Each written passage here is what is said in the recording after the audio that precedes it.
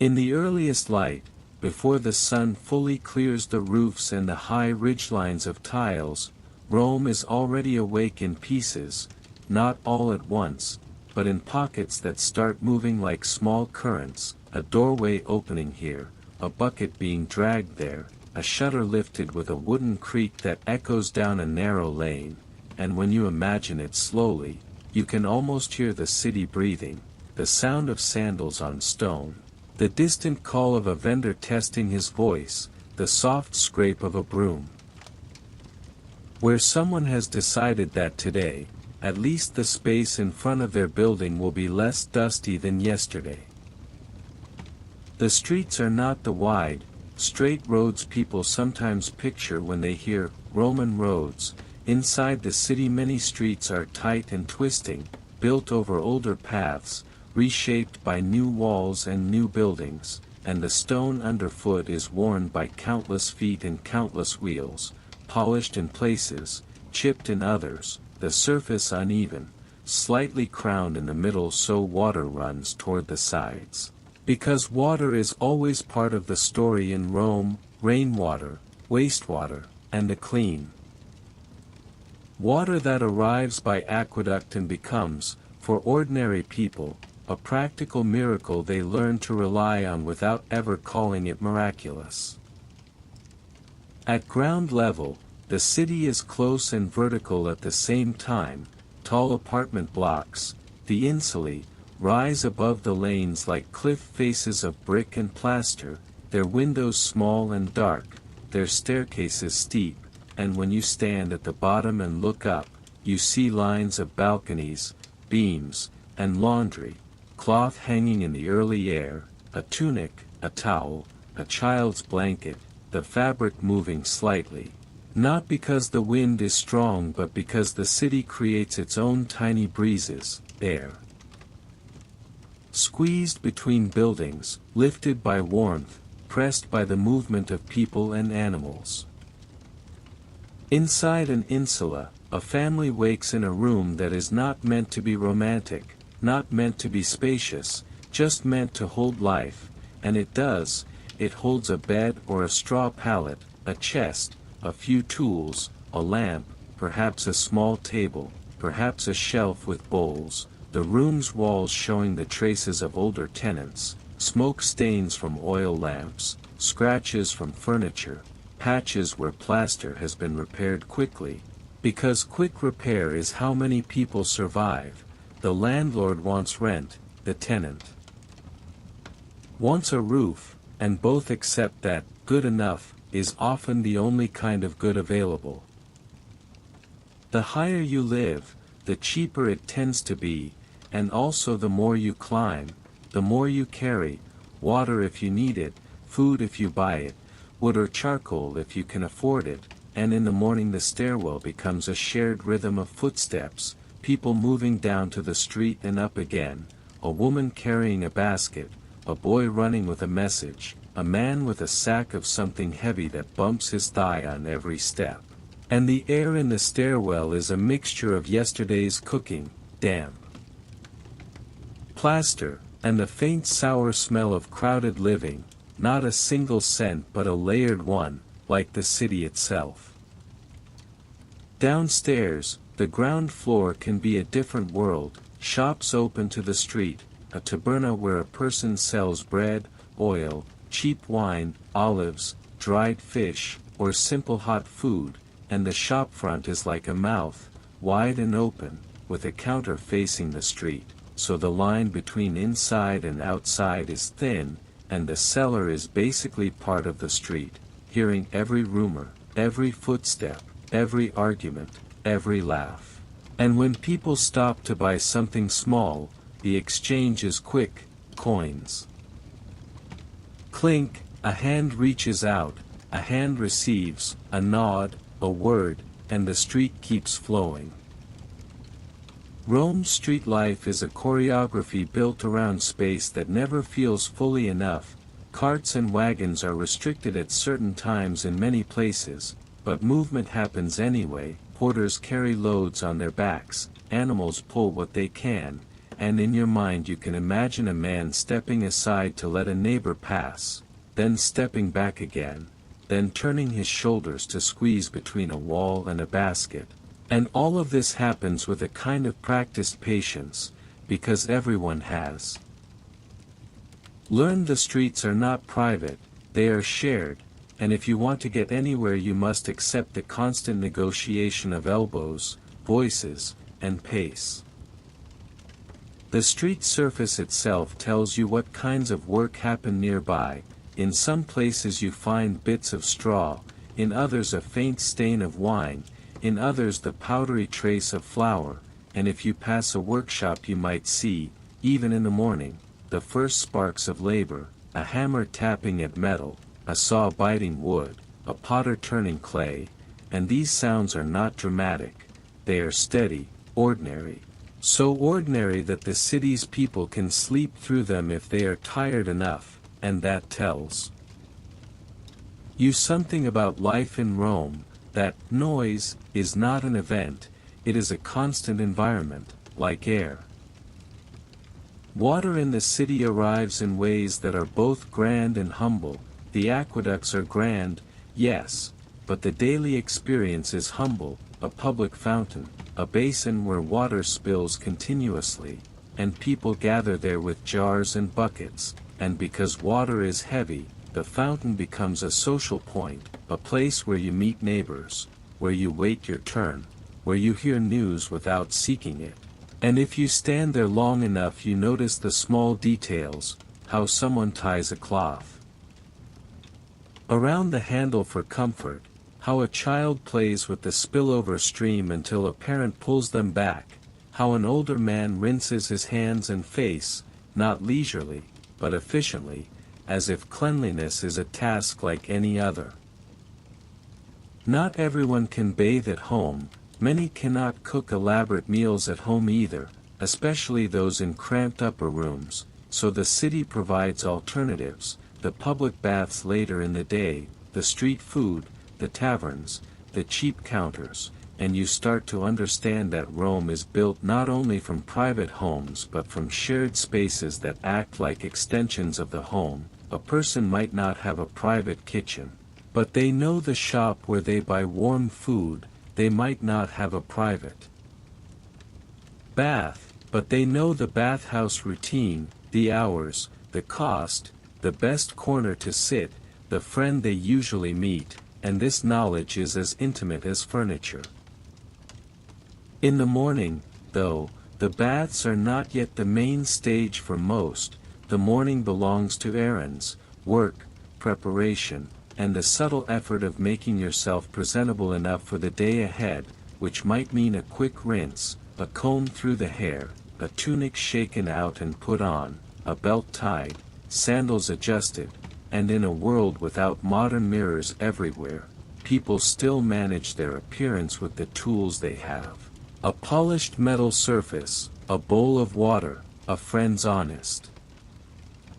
glance, and the knowledge that in Rome, the street is a kind of audience, not a cruel one necessarily, just observant, just always there.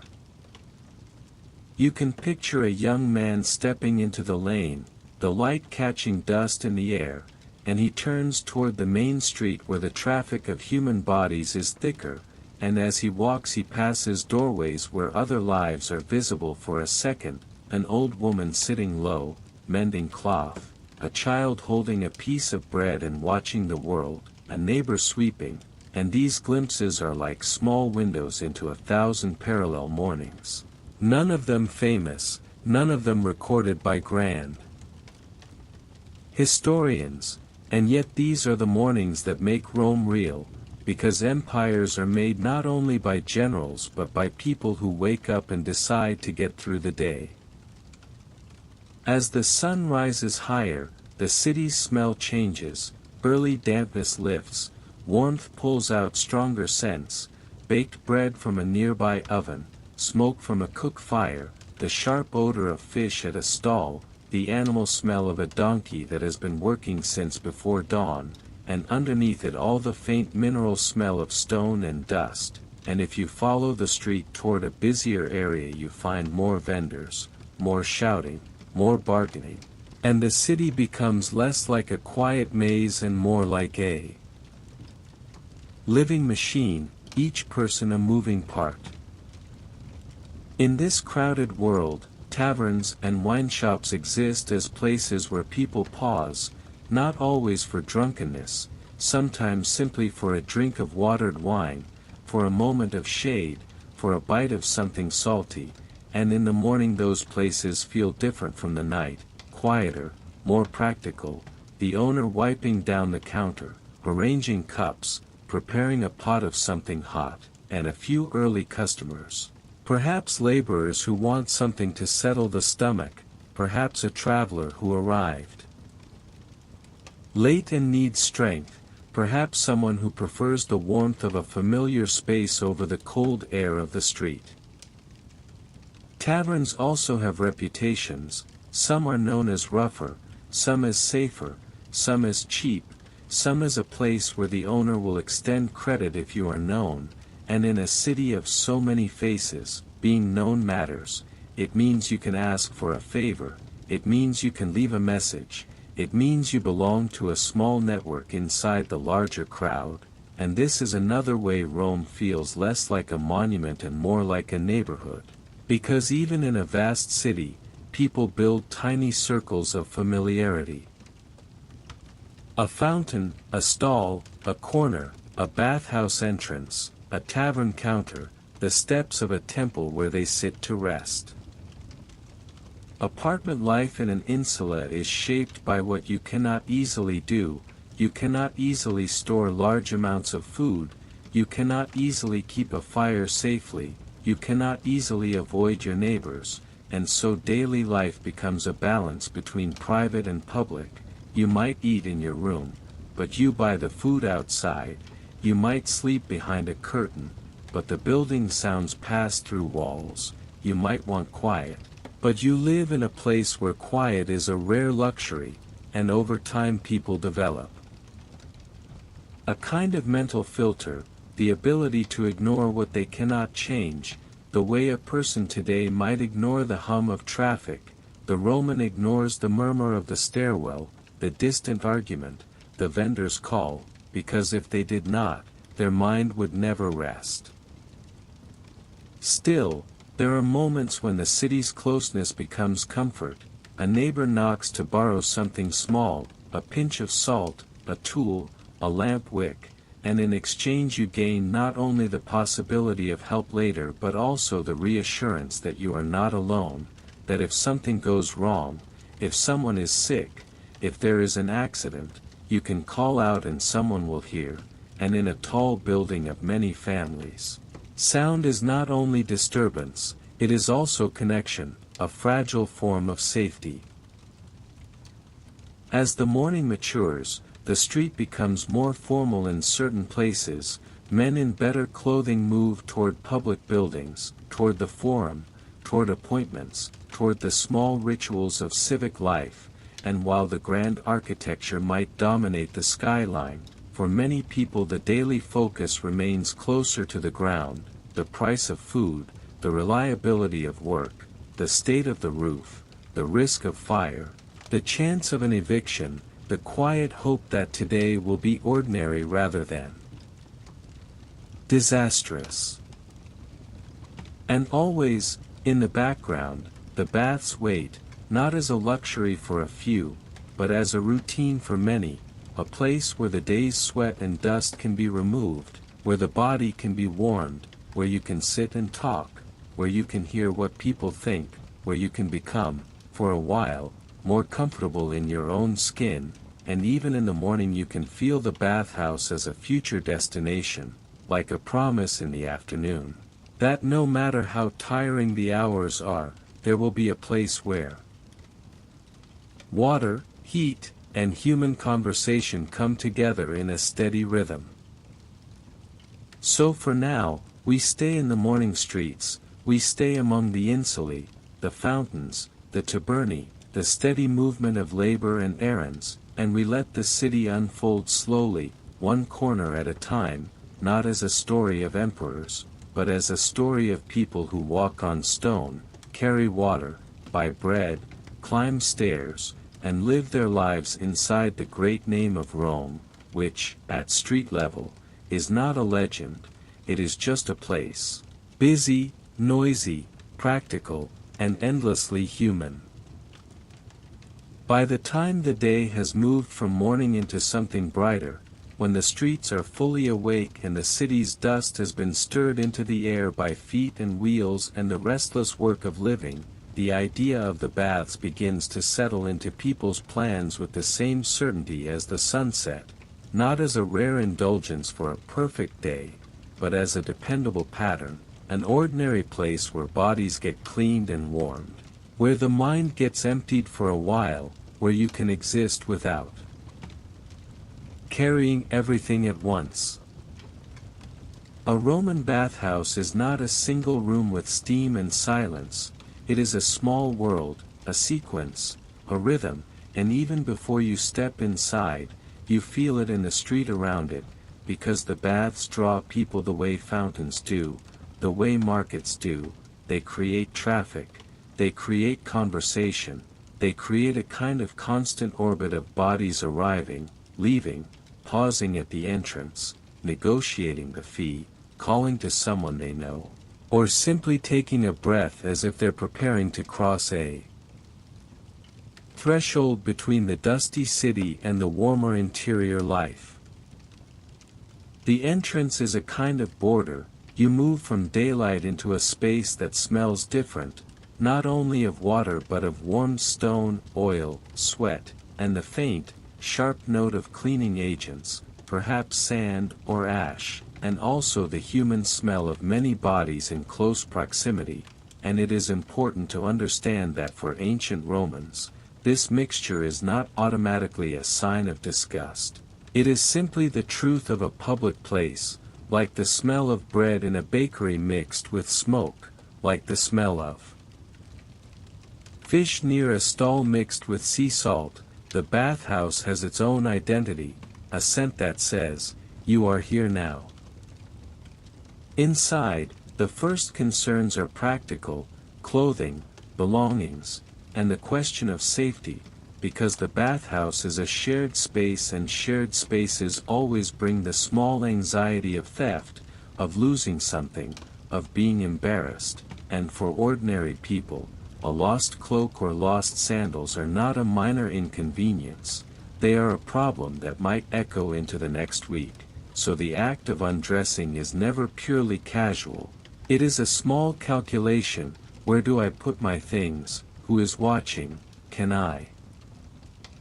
trust the attendant, do I keep my coin pouch close, do I bring a friend, because a friend becomes a witness and a guard in the same simple way that a neighbor becomes security in an insula.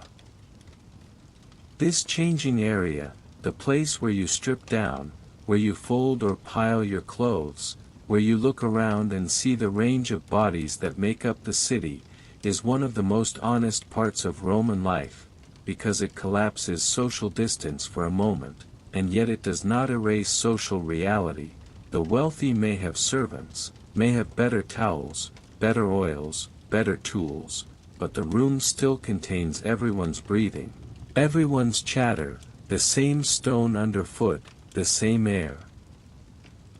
Warming as more people enter, and in that sense the bathhouse is a strange equalizer, not perfect, not fair, but real. A person may bring their own oil in a small container, or they may buy it, and oil is central to how Romans clean themselves in the baths, not because they are ignorant of soap, but because the bathing practice is not only about washing with water, it is about warming the body, loosening the grime, covering skin with oil, and then scraping it away with a curved tool, the strigil, and if you imagine it slowly, it becomes almost meditative, oil glistening under warm light, the strigil pulling it off in smooth strokes, removing sweat and dust, the body becoming clean not by foaming but by stripping away layers, and there is something deeply practical and deeply ritualized about that, because it is both hygiene and routine, both necessity and habit.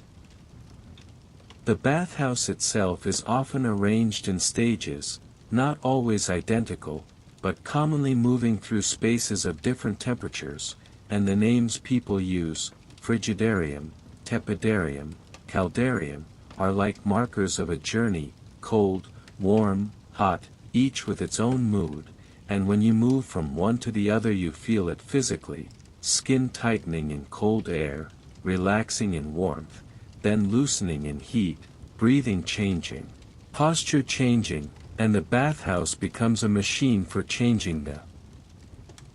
body's state, turning tension into ease, turning a dusty worker into someone who feels, for a while, almost renewed. In the frigidarium, the cold room, the air can be sharp, and the water can be shocking, and people react in ways that are timeless, a quick gasp, a laugh, a curse under breath, the bravado of those who want to appear tough, the cautious toe-testing of those who do not, and in that moment you can forget empire and architecture and politics, because you are simply watching humans meet cold water, and cold water has always been honest. It does not care who you are, it tells your body the truth. Immediately. Then there is the warm space, the tepidarium, where the temperature is gentle, where people linger, where conversation thickens, because the body is comfortable enough to stay, and comfort creates room for talk, and this is where you might see the social side of the baths most clearly, groups forming, men discussing work, gossip about neighbors, news from the forum, rumors about taxes, about a recent trial, about a public announcement, and the conversation has layers, some of it is serious. Some of it is performance, some of it is simply the human need to fill quiet with words.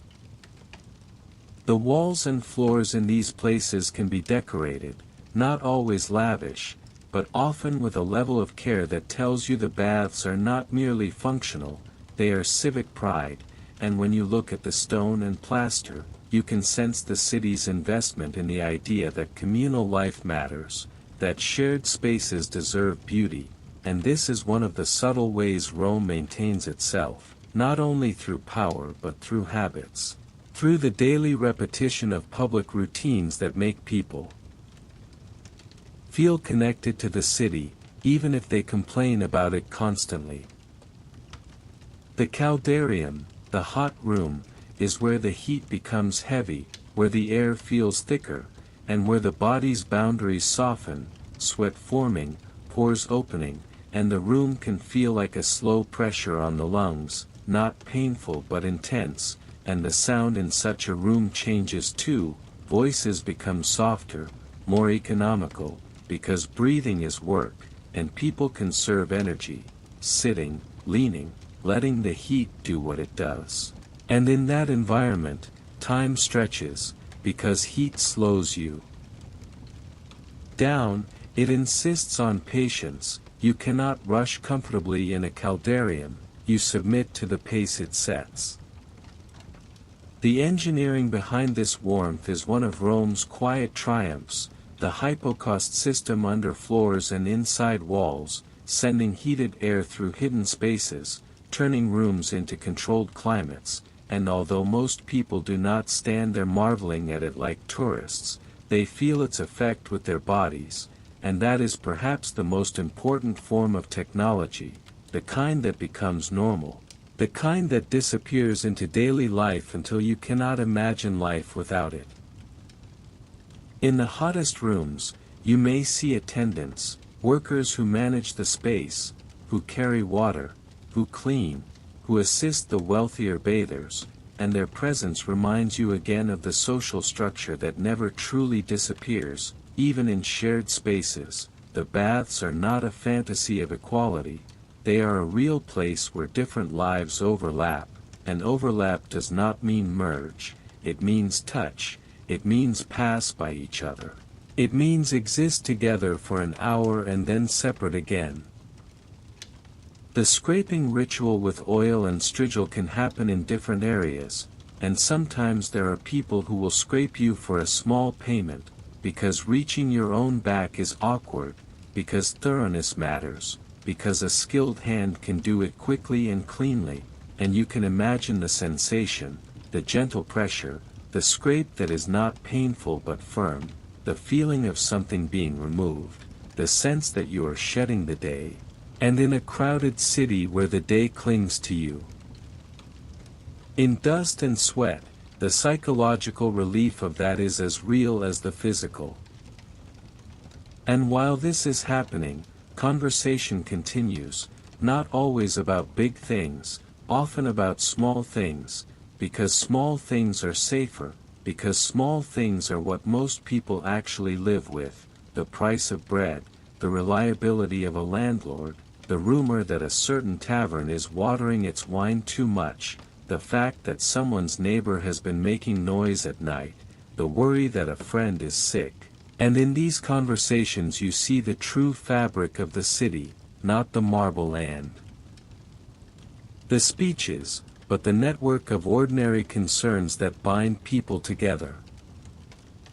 Sometimes, in the baths, you see people who look like they belong to different worlds, a man with rough hands from labor sitting near someone whose hands are soft, a merchant whose clothing suggests profit, a clerk who carries himself with the confidence of literacy, a soldier on leave, and the bathhouse becomes a place where you can observe status without needing to ask, because bodies tell stories, posture tells stories, scars tell stories. And even the way a person talks tells you how they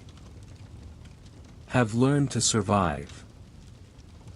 There is also the quiet economy of the baths, the small purchases, oil, towels, snacks, drinks, the fee at the entrance, and for some people, that fee is a real decision, not automatic, and that reminds you that even public baths, even communal comforts, are still part of a world where money controls options, where a person might choose between bathing today or saving the coin for food tomorrow. And in that sense the baths can feel both generous and exclusive at once, generous because they exist, exclusive because not everyone can always afford them as often as they would like. After heat and scraping, after sweat and conversation, many people return again to cooler water, because the body seeks balance, and the sudden chill can feel like a reset, a closing of the ritual, and you can picture someone stepping into cold water again, the shock not as harsh now but as satisfying, the skin tightening, the mind sharpening, and for a moment the city outside feels far away, as if the baths have created a temporary island where time is different. Then comes the act of dressing again, and this can be as social as undressing, people joking, people complaining about missing sandals, people calling for a friend, people checking that their clothes are dry enough, and there is always the minor tension of leaving with everything you came with, and when a person finds their belongings safe, when they tie their belt and step toward the exit, there is a small relief, like completing a task successfully, like leaving a market without being cheated, like crossing a busy street without being struck by a cart.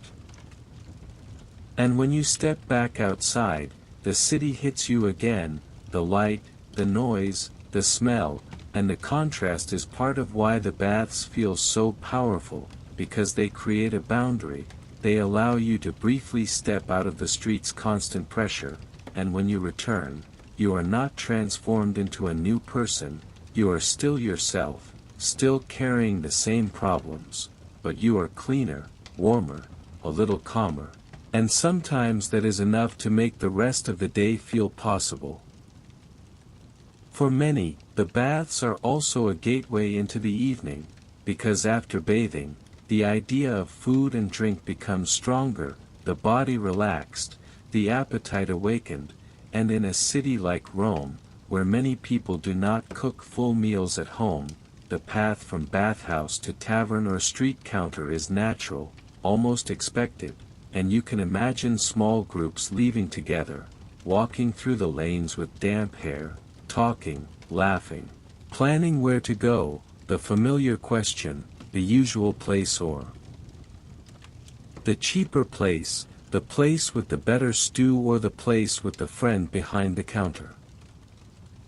The taverns in the evening are not merely about drinking, they are about warmth and social life, about taking the edge off a hard day, about hearing music if someone can afford to play it, about games, about arguments that are mostly harmless, and sometimes about arguments that are not, because alcohol and crowded spaces can bring out the best and worst in people, but even that is part of the city's truth. Because Rome is not a museum, it is not curated, it is living, and living is messy.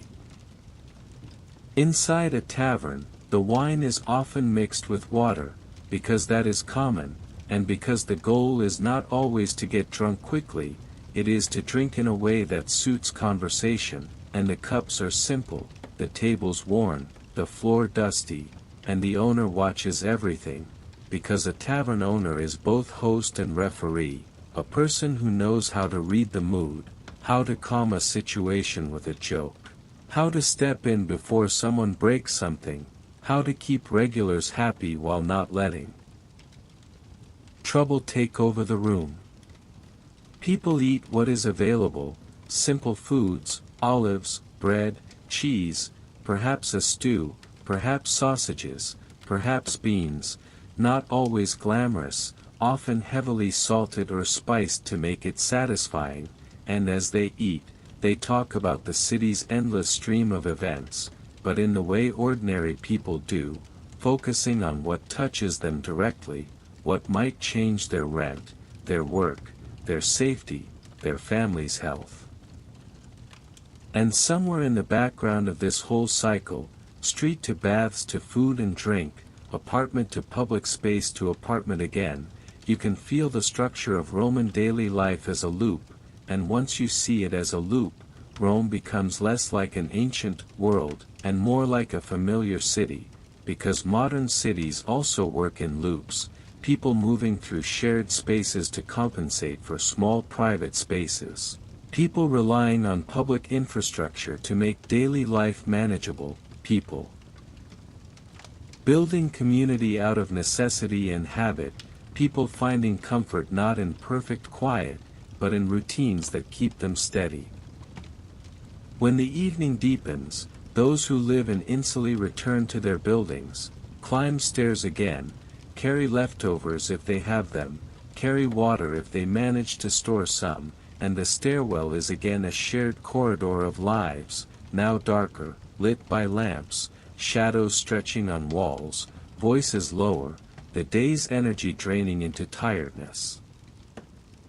In an upper room, the air can be close, especially in warm seasons, and in cooler seasons it can be damp and cold, and people adapt, blankets, layers, a small brazier if they dare, always with the awareness that fire is both comfort and danger, and in Rome, fire is a fear that sits quietly in the background, because crowded buildings burn fast, and everyone knows someone who has lost something to flames. So people settle, they eat what they have, they talk softly, they listen to the city through thin walls, and the city at night is not silent, not truly, it changes tone, more footsteps of those still out, fewer vendors, more distant laughter, the occasional shout, the sound of an animal, the faint clatter from a late tavern, and above it all the steady feeling that Rome is never fully asleep, it only shifts its attention. And as the lamp burns lower, as people lie down, you can imagine the way the day's experiences become a kind of dust inside the mind, and sleep is the bathhouse of the mind, scraping away what is no longer needed, leaving something clean enough to start again, and tomorrow will be the same cycle with different details, a different rumor, a different price, a different mood at the tavern, a different feeling in the cold water, but still the same city, still the same stone streets, still the same Crowded apartments, still the endless human work of living inside Rome. As the light begins to soften, as the day's sharp edges become less hard and the shadows start to stretch across doorways and along the uneven stones, Rome changes its expression, not by becoming calmer exactly, but by shifting what kind of energy it carries, because the day is the time of errands and obligations and labor, while the evening is the time when people try, even briefly, to belong to themselves again. And this is where taverns, street counters, and small eating places become more than businesses. They become pauses in the city's constant movement, places where the day can finally loosen its grip. In the lanes near busy corners, small shops that served quick food all day begin to feel more crowded, and you can imagine the smell of warm bread mixing with the sharper smell of cheap wine, and the rich, comforting scent of something stewing, beans and herbs, perhaps bits of meat when meat is available, perhaps just fat and salt and onion when it is not. And the people gathered there are not dressed as if they are going to be remembered by history, they are dressed as if they are going to make it through the week, tunics worn soft with use, belts tightened, sandals scuffed, hair pulled back, faces marked by sun and dust, and yet their voices carry life, jokes, complaints, small laughter that rises in bursts and then fades again. A tavern in Rome is not always a separate building with a wide room, sometimes it is a taberna that opens to the street, the counter at the front, the darker interior behind it, a few tables if there is space, and the city is close enough that even when you sit inside, you still feel the street, you still hear it, you still see people pass, and this creates a feeling that you are not hiding from Rome but sitting inside it differently, as if you have taken one step back from the flow without leaving it. The wine is poured in simple cups, and it is usually mixed, because drinking is often a social act rather than a private escape, and because stretching wine makes business sense, and because the taste of watered wine is familiar, not disappointing, just normal, and people talk about it the way people talk about ordinary things, some complaining it is weak, some grateful it is there at all, some pretending to be experts. And the tavern keeper listens to all of it, because listening is part of keeping order, and keeping order is part of keeping profit. Food arrives in small portions, not a grand meal laid out on cushions like in the fantasy of elite banquets, but practical plates, bread to tear, olives to chew, cheese when it can be afforded, perhaps a small sausage, perhaps something fried, perhaps a thick stew served hot, and people eat with the focus of those who have worked all day, eating not for pleasure alone but for strength, and yet there is pleasure in it anyway, because a warm mouthful after hours of labor feels like a reward, and that reward is not luxurious but honest. The tavern is also a place where the city's social rules become visible, not as written laws but as habits, who sits where, who speaks loudest, who is tolerated, who is watched, who is welcomed, and you can imagine a man entering and pausing briefly, scanning for a familiar face, because a familiar face means safety, it means belonging, it means you can sit without being challenged, and if he sees someone he knows, the pause ends. His shoulders relax, he moves toward the table, he greets them. And the evening becomes smoother. Games are part of the tavern life, simple games, dice games, board-like games, small pieces moved across scratched wooden surfaces, not always legal, not always illegal, more like a tolerated vice, and the sound of dice is a specific kind of sound, quick and hard, then the small pause of counting, then the laughter or groan, and those sounds create a rhythm that mixes with conversation. And in that mix you can hear the city trying to entertain itself, because entertainment is not always performances in theaters. Often it is two friends arguing about luck and skill while their cups empty slowly.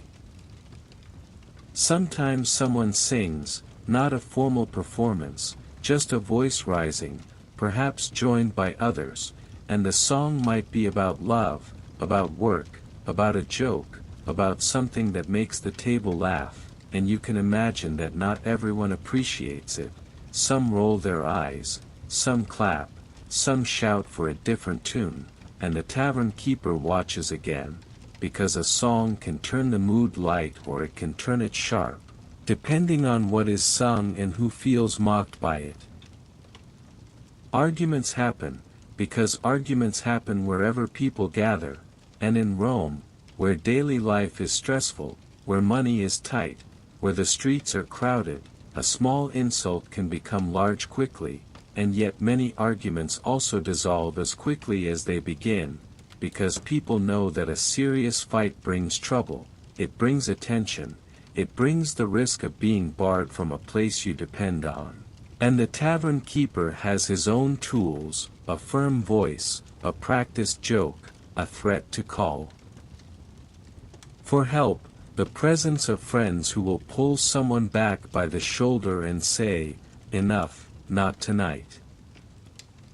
Even so, sometimes fights do happen, and when they do, they are messy and short, a shove, a slap, a cup knocked over, wine spilling, chairs scraping, a few people moving away, a few moving closer, and then someone steps in, a bigger man, a calmer man, or simply the collective pressure of the room deciding it is not worth it, and after that the tavern feels different for a while, quieter. As if everyone is remembering that their bodies are fragile and that tomorrow they must work again.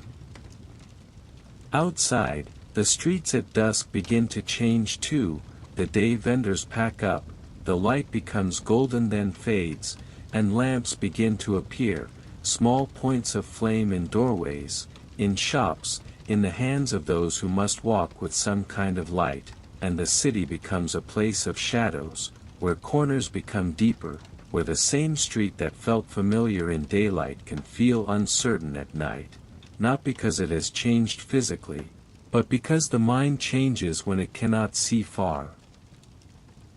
Night in Rome does not mean emptiness, it means a different kind of movement, less about labor, more about travel, about returning, about seeking, and you can imagine the sound of footsteps becoming more distinct, because there are fewer of them, and each one stands out, a pair of sandals on stone, a donkey's slow steps, a guard's deliberate pace, and sometimes the sudden quick run of someone who does not want to be seen. And the listener in you, the one imagining, begins to sense why people speak of nighttime with caution, because caution is natural when light is scarce. For those leaving a tavern, the journey home is part of the evening's truth, and it can be long or short depending on where they live, and the streets they take, and whether they go alone or with friends, and you can imagine a small group walking together, talking more quietly now, their earlier laughter fading into tiredness, the warmth of the tavern still on their skin, the coolness of night air touching damp hair and making them shiver slightly. And as they walk they pass familiar markers, a fountain, a shrine, a closed stall, a wall with fading painted words, and each marker is like a breadcrumb leading them back to their own door. Sometimes they stop at a fountain even at night, to drink, to rinse hands, to fill a small container if they have one, and the sound of water at night can feel louder, more constant, as if the city's water never sleeps, and in a way it does not, it keeps flowing, and that flow is comforting, because it is predictable, it suggests stability in a world where many things are uncertain. When they reach an insula, the building looks different in the dark, its height more mysterious, its windows like small holes, some lit, some not, and the doorway can feel like the mouth of a cave, and inside, the stairwell is dim, and climbing it at night is a different experience than in the morning, because the body is tired, because the mind is slower, because the steps are steep and the light is poor. And you can imagine a person holding a small lamp, shielding the flame with a hand so the draught does not kill it, watching their feet carefully, feeling the roughness of the wall with fingertips as a guide. The stairwell contains the building's night sounds, a cough behind a door, a baby crying somewhere above, a quiet argument muffled by walls, and the occasional creak of wood, and you can sense how close the lives are stacked together, how thin the barriers are, and how people still manage to sleep, because sleep is not always the result of perfect silence, sleep is often the result of exhaustion and habit. And habit is one of Rome's strongest forces. In an upper room, a family settles for the night, and the room is simple, the lamp low, the air carrying traces of the day, but there is also the feeling of shelter, and that feeling matters, even if the shelter is imperfect, and the family's routines are small and repetitive, folding clothes, checking the latch, placing valuables close, perhaps saying a quick prayer at a tiny household shrine if they have one, perhaps simply lying down with a sigh that says, "We made it through another day." The bed might be a shared space, or there might be a pallet on the floor, and blankets are pulled up, and the body gradually cools, and the mind, after hours of noise and human contact, begins to drift, but drifting is not always immediate. Sometimes the mind holds on to fragments, a conversation in the bathhouse, a remark at the tavern, a worry about rent, a memory of a friend's laughter. And these fragments float in the dark like dust and light, slowly settling.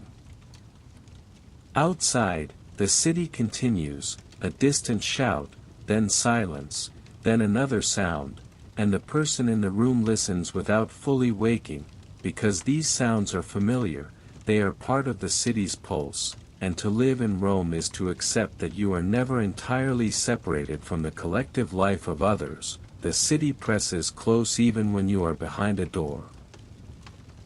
Sometimes, in the night, the fear of fire rises without warning, because in crowded buildings fear can be inherited, passed down as a story, a neighbor's story, a childhood memory of someone yelling, flames, smoke, people rushing downstairs, and even if there is no fire tonight, the mind holds that possibility, and perhaps that is why some people sleep lightly, ready to wake, ready to run, ready to grab the most important thing and go, and in that sense, Roman sleep in an insula can be both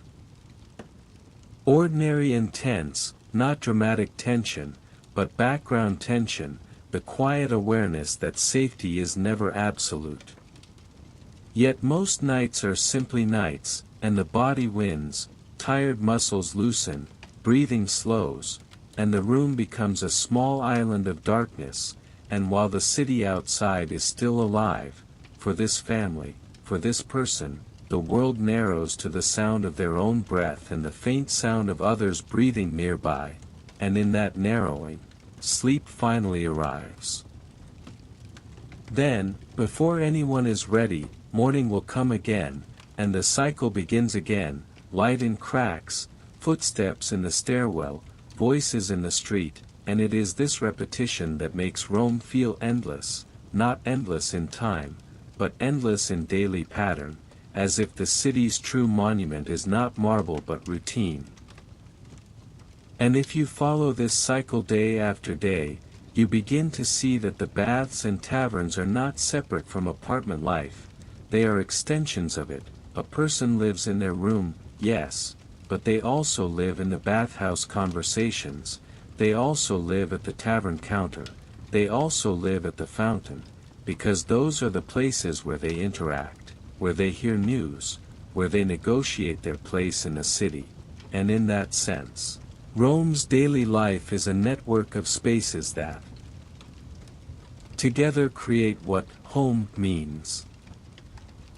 By now the night has deepened, and somewhere a lamp goes out, and somewhere else another lamp is lit, and the city continues its quiet shifting, and the people in their rooms rest as best they can, held by the walls they rent, by the neighbors they tolerate, by the routines they depend on, and tomorrow, Rome will feel like Rome again, loud, dusty, alive, and waiting. Morning returns the way it always does in a crowded city, not as a clean beginning with silence and wide open space, but as a layered awakening, small sounds arriving first, then larger ones, as if the city is assembling itself piece by piece, a door latch, a footstep, a whispered argument, the scrape of something heavy pulled across a floor, and then, gradually, the more familiar chorus of Rome, vendors clearing their throats, animals shifting and snorting, distant hammer taps that start like a heartbeat and keep going because work does not wait for anyone's comfort. In an insular room, the first moments of waking are not dramatic, they are practical. The body remembers the hard surface, the mind remembers the long stairs waiting outside, and even before someone sits up fully, they are already thinking in small calculations. What do we eat first? How much do we have? How much do we need? What can we carry? What must we buy? What can be delayed? Because in a life with limited storage and limited privacy, planning is not an abstract skill, it is a daily survival tool.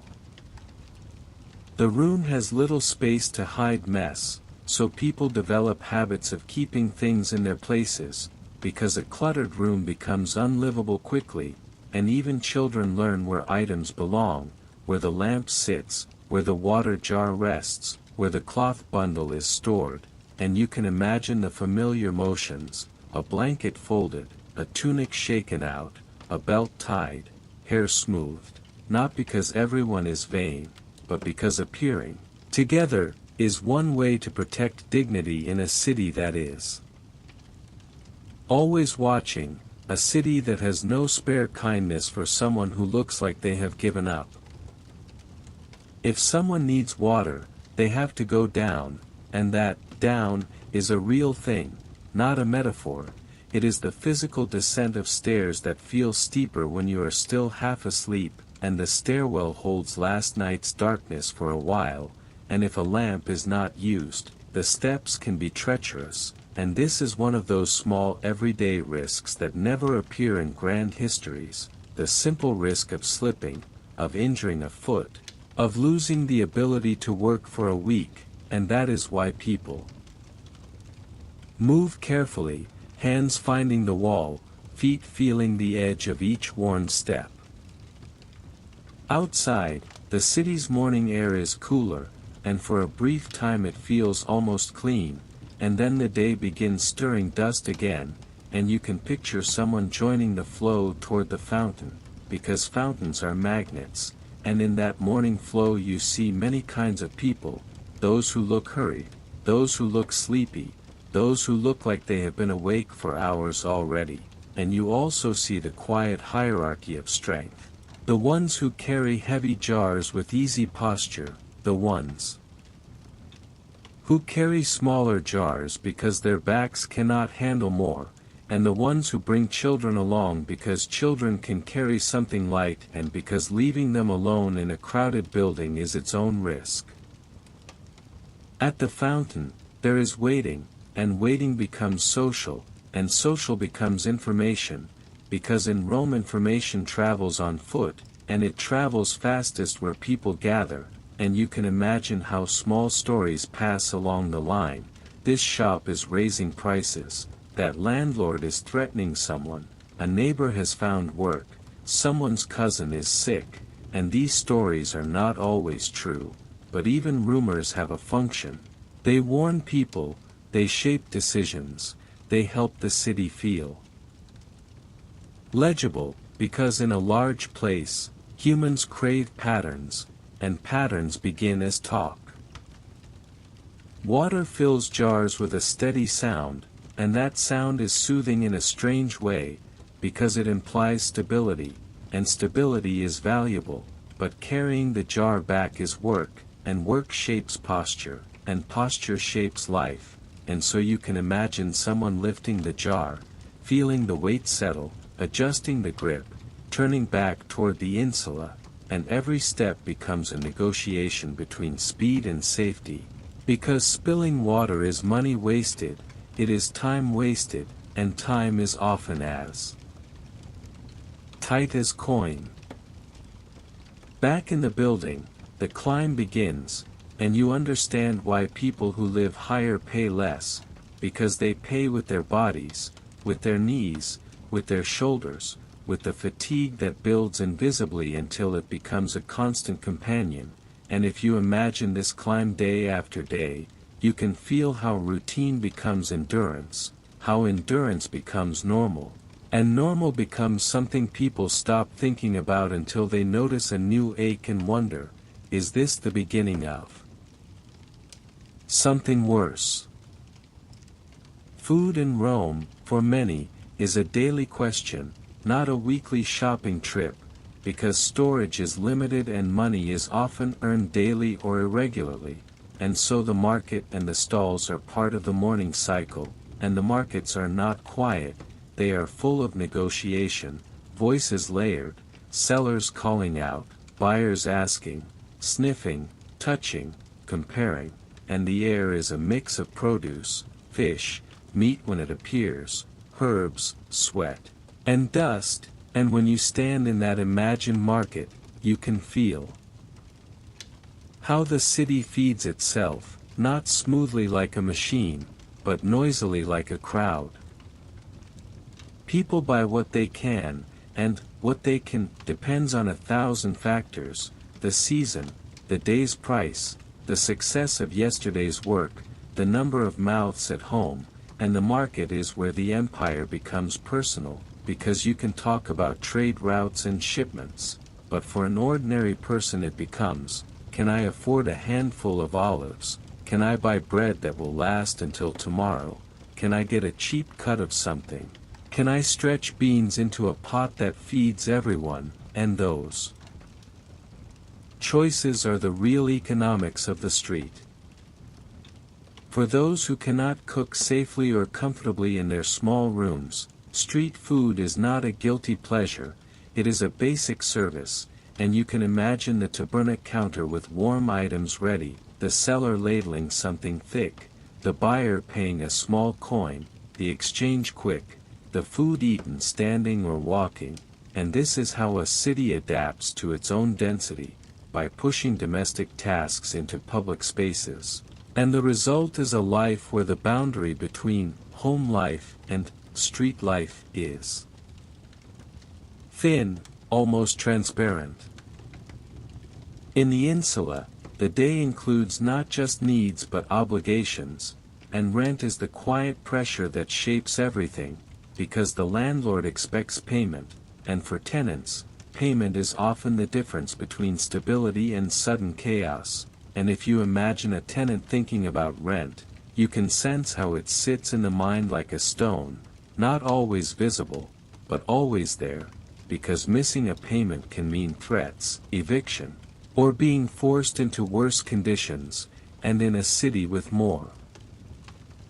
people than good housing, landlords have power.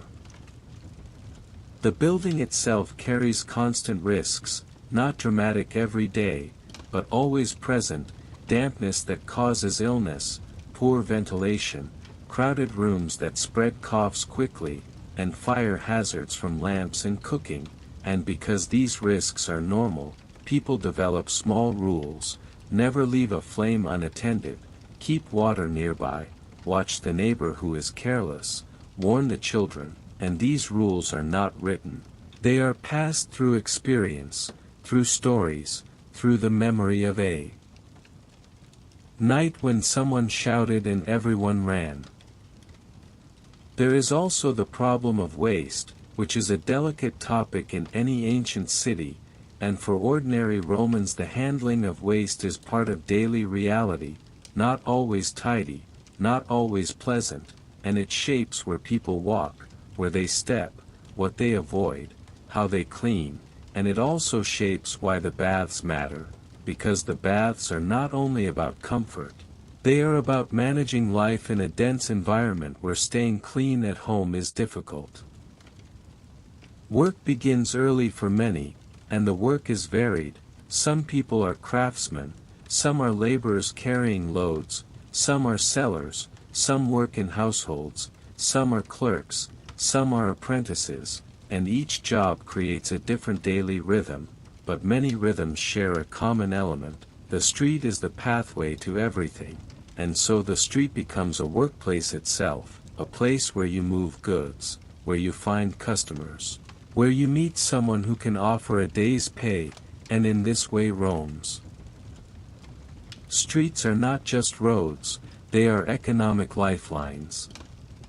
A person who sells something cheap might stand in the same corner every day, because being predictable helps customers find you, and predictability is a kind of brand, even without writing, even without signs, and people learn, this corner has fruit, that corner has warm snacks, that alley has a cobbler, and the city becomes a mental map built from repeated habits. And repeated habits are what make a chaotic place feel navigable. By midday, heat or brightness can make the city feel heavier, and the dust clings more, and the body begins to feel the day's labor in joints and muscles, and this is where the thought of the baths returns again, not as a luxury but as a physical desire, because the skin is sticky, the hair feels gritty, and the mind craves the relief of warmth and water, and even if someone cannot go every day, the idea of going becomes a kind of comfort, a planned relief, like knowing you will rest later. In the afternoon, you can imagine groups moving toward the baths, not in a grand procession but in a steady flow, and the entrance becomes busy again, and the social life of the baths begins, the familiar greetings, the small comments, the jokes about cold water, the complaints about prices, and people's bodies carry the day's stories without needing words, a swollen hand from labor, a scratch, a bruise, a tired posture that says, "Today was heavy."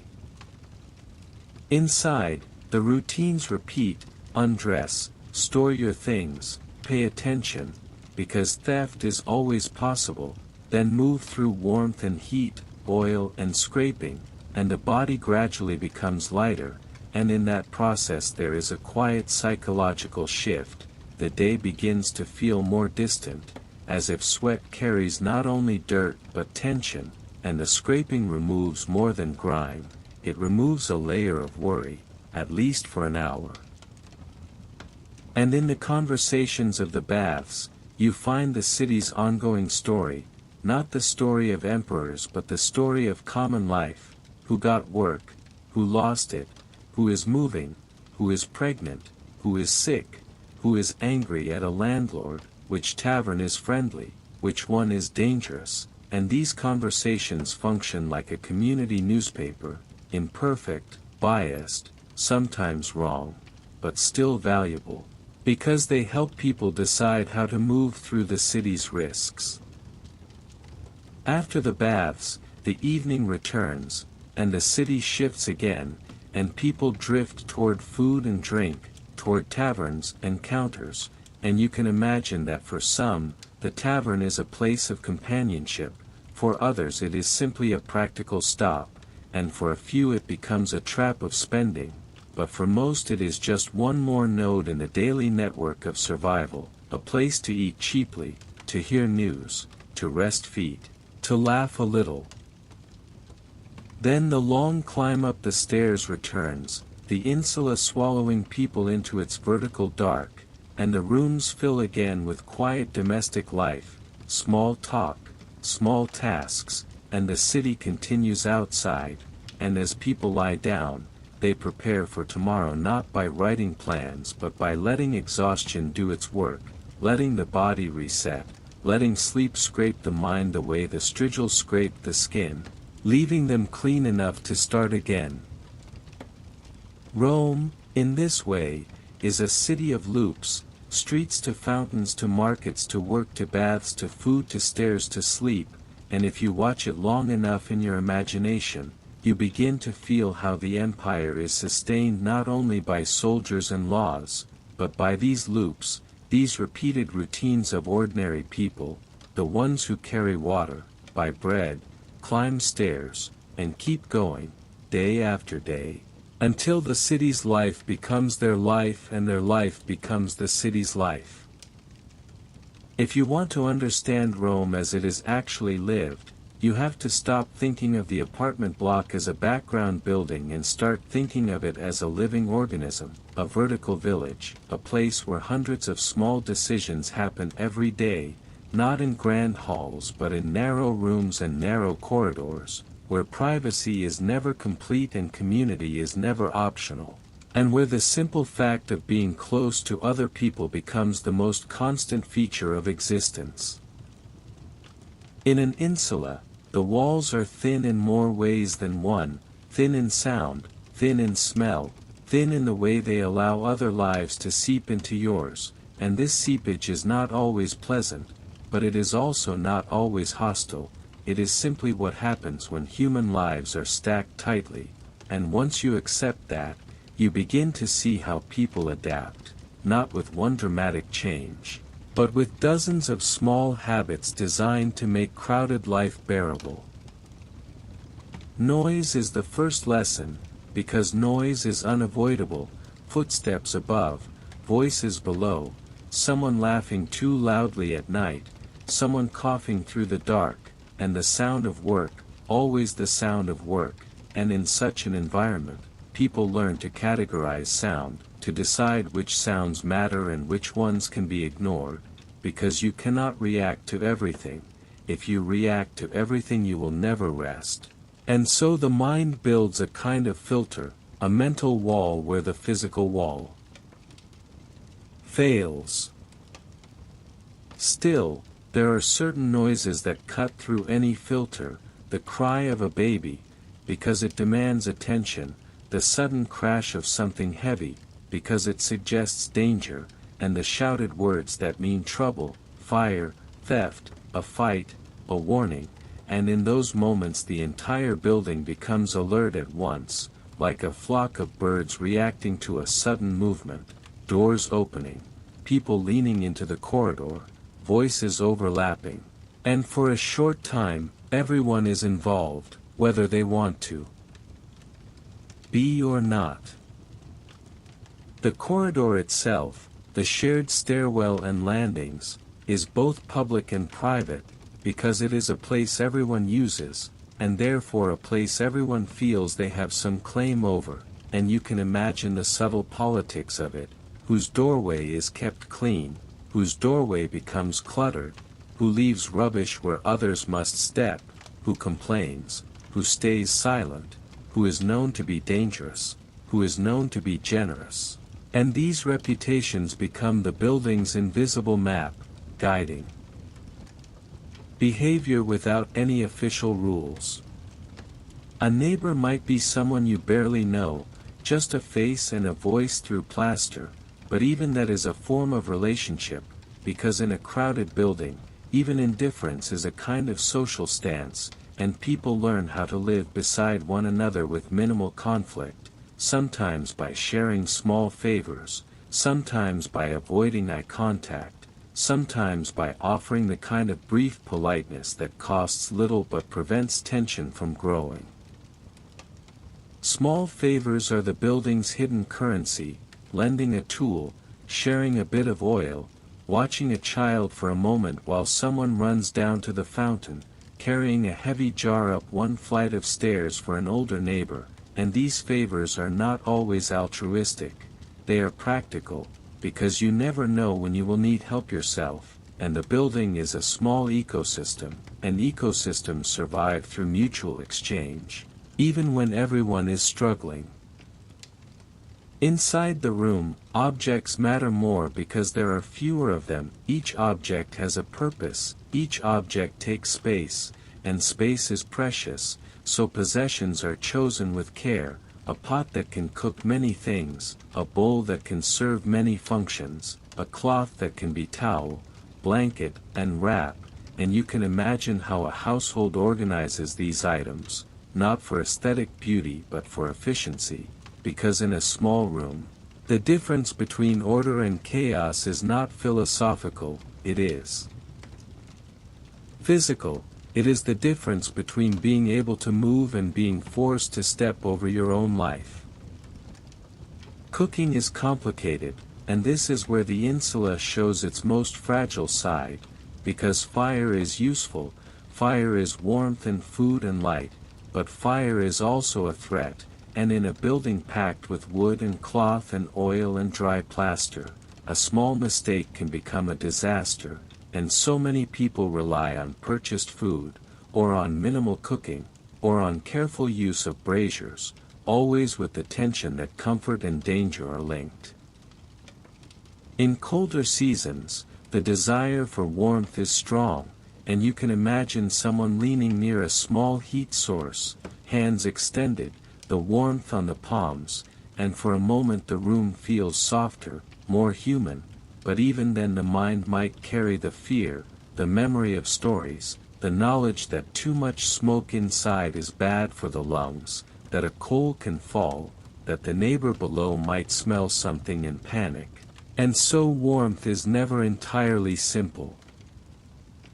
Children in the insula grow up learning the building's rules early, because the building is their playground and their school, and they learn which stairs are steep, which neighbors are kind, which doorways should not be approached, and they learn to carry small things, to run errands, to fetch water, to bring messages, because children are both loved and used in such environments, not in a cruel way necessarily, but in the practical way that families survive. Everyone contributes, even the smallest hands.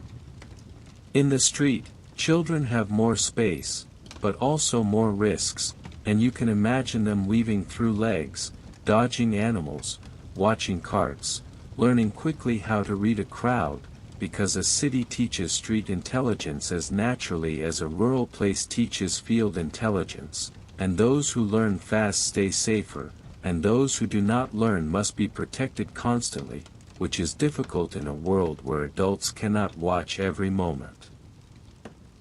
Repairs are constant in an insula, because the building is always wearing out, water leaks through roofs, plaster cracks, wood warps, and sometimes repairs are done properly, sometimes they are done cheaply, because the landlord wants to spend little and collect much, and tenants have limited power to demand better, and so you get the common Roman reality of patchwork living, where the wall has been mended a dozen times, where a bucket sits under a drip, where a cloth is stuffed into a gap to stop a draft, where a broken latch is held shut with a piece of rope.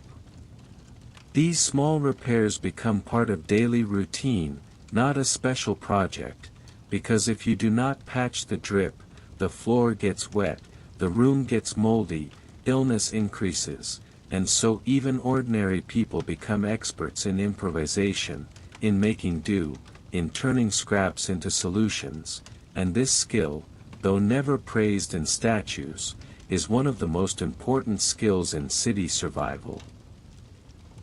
When you leave the insula and go into public spaces, like baths and taverns, you carry these private realities with you, and public spaces have their own languages, their own codes, ways of signaling respect, ways of signaling threat, ways of belonging, and in the baths, the language is partly about body and behavior, how you enter, how you speak, how you look, how you handle your belongings, whether you act confident or cautious. At the baths, you might see how people display social status in subtle ways, better oil, a servant holding a towel, a calm assumption that no one will steal from them because they are connected to powerful people, and you also see how ordinary people respond, sometimes with resentment, sometimes with acceptance, sometimes with jokes, because humor is often a safe way to acknowledge inequality without inviting danger. Yet the baths can still feel like a civic heartbeat, because everyone is there, and everyone shares the heat, and heat is honest. It makes people sweat the same way, and in that shared sweat there is a kind of temporary commonality, and this is why the baths can be both relaxing and socially intense, because they bring people close without erasing their differences. The taverns, too, have their social grammar, and it is often sharper, because alcohol changes moods, and because taverns are where frustrations spill out, and you can imagine how a tavern table becomes a small stage, where someone tells a story loudly to impress, where someone else laughs too hard, where someone tries to start an argument, where another tries to calm it, and the tavern keeper watches like a captain watching a ship in rough water. Regulars matter, and being a regular is not just habit, it is a kind of membership. It means you have a place, a seat, a known face, and in a city where many feel anonymous, this matters deeply. It is a psychological anchor, and you can imagine a tired worker walking in, nodding to the keeper, taking the usual cup, sitting at the usual corner, and feeling, for a moment, that the world is predictable.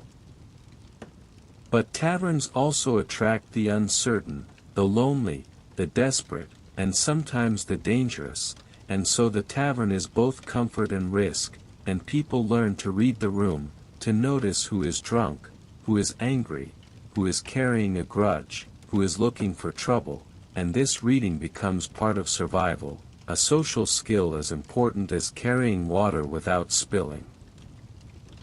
At night, when the tavern empties and people return to the insula, the city compresses again, private life stacked behind walls, and the thinness of those walls means that what happens in public does not stay in public. Gossip returns home, arguments echo upstairs, the story of a fight is told again, a rumor from the baths becomes a worry in a family's mind, and in this way the city's public life flows back into private spaces like water in channels.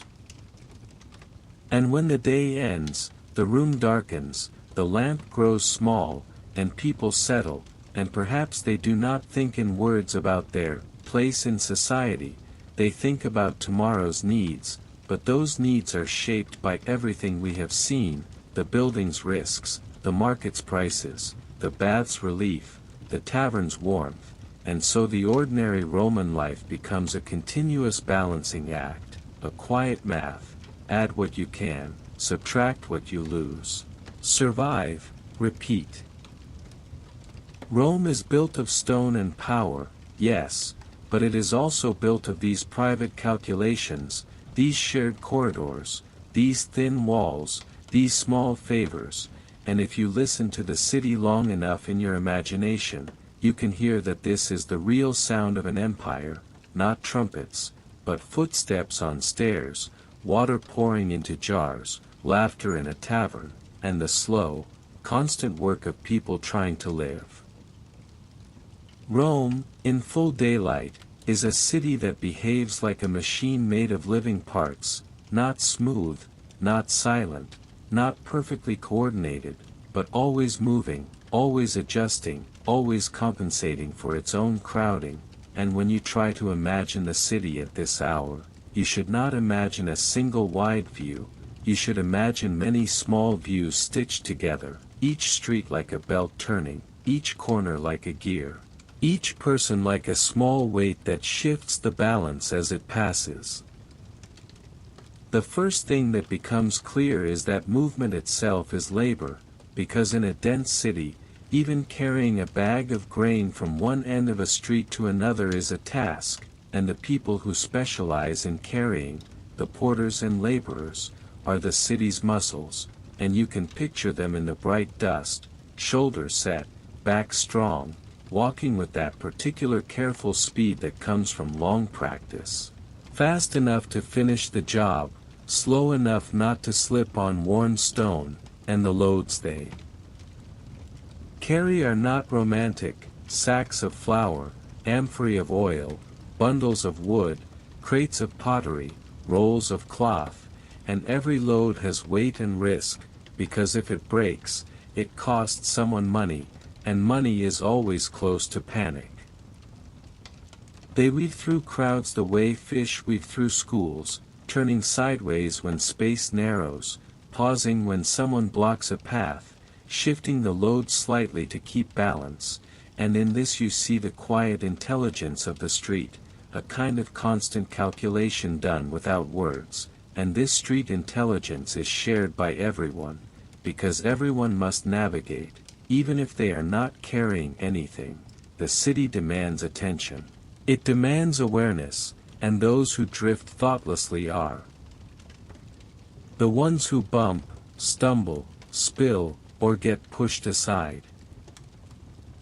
Workshops add their own texture to the streets, because they do not hide behind walls the way modern factories might. They often open outward, and the sound of work becomes part of the public atmosphere: metal tapped and shaped, leather cut and stitched, wood scraped, stone chipped, and these sounds blend into a steady rough music that people stop noticing until it suddenly changes, until a tool drops, until a voice shouts in frustration, until the rhythm breaks and someone looks up. Near these workshops, you might see small piles of material, shavings, scraps, broken pieces, the leftovers of production, and you begin to understand that the city is not only consuming, it is constantly making and repairing, because in a world where objects are valuable, repair is not a hobby, it is a necessity, and a cracked bowl might be fixed, a torn sandal patched, a broken hinge replaced. And the people who can do these repairs hold a quiet kind of power, not political power, but daily power, the power to keep a household functioning. Street vendors are everywhere, and not always in neat lines, more like islands scattered through the flow, and each vendor tries to catch attention with voice and rhythm, calling out what they sell, repeating a phrase until it becomes almost musical, and the buyer learns to recognize voices the way you recognize faces. That voice means figs, that voice means hot snacks, that voice means cheap cups, and even if you do not stop to buy,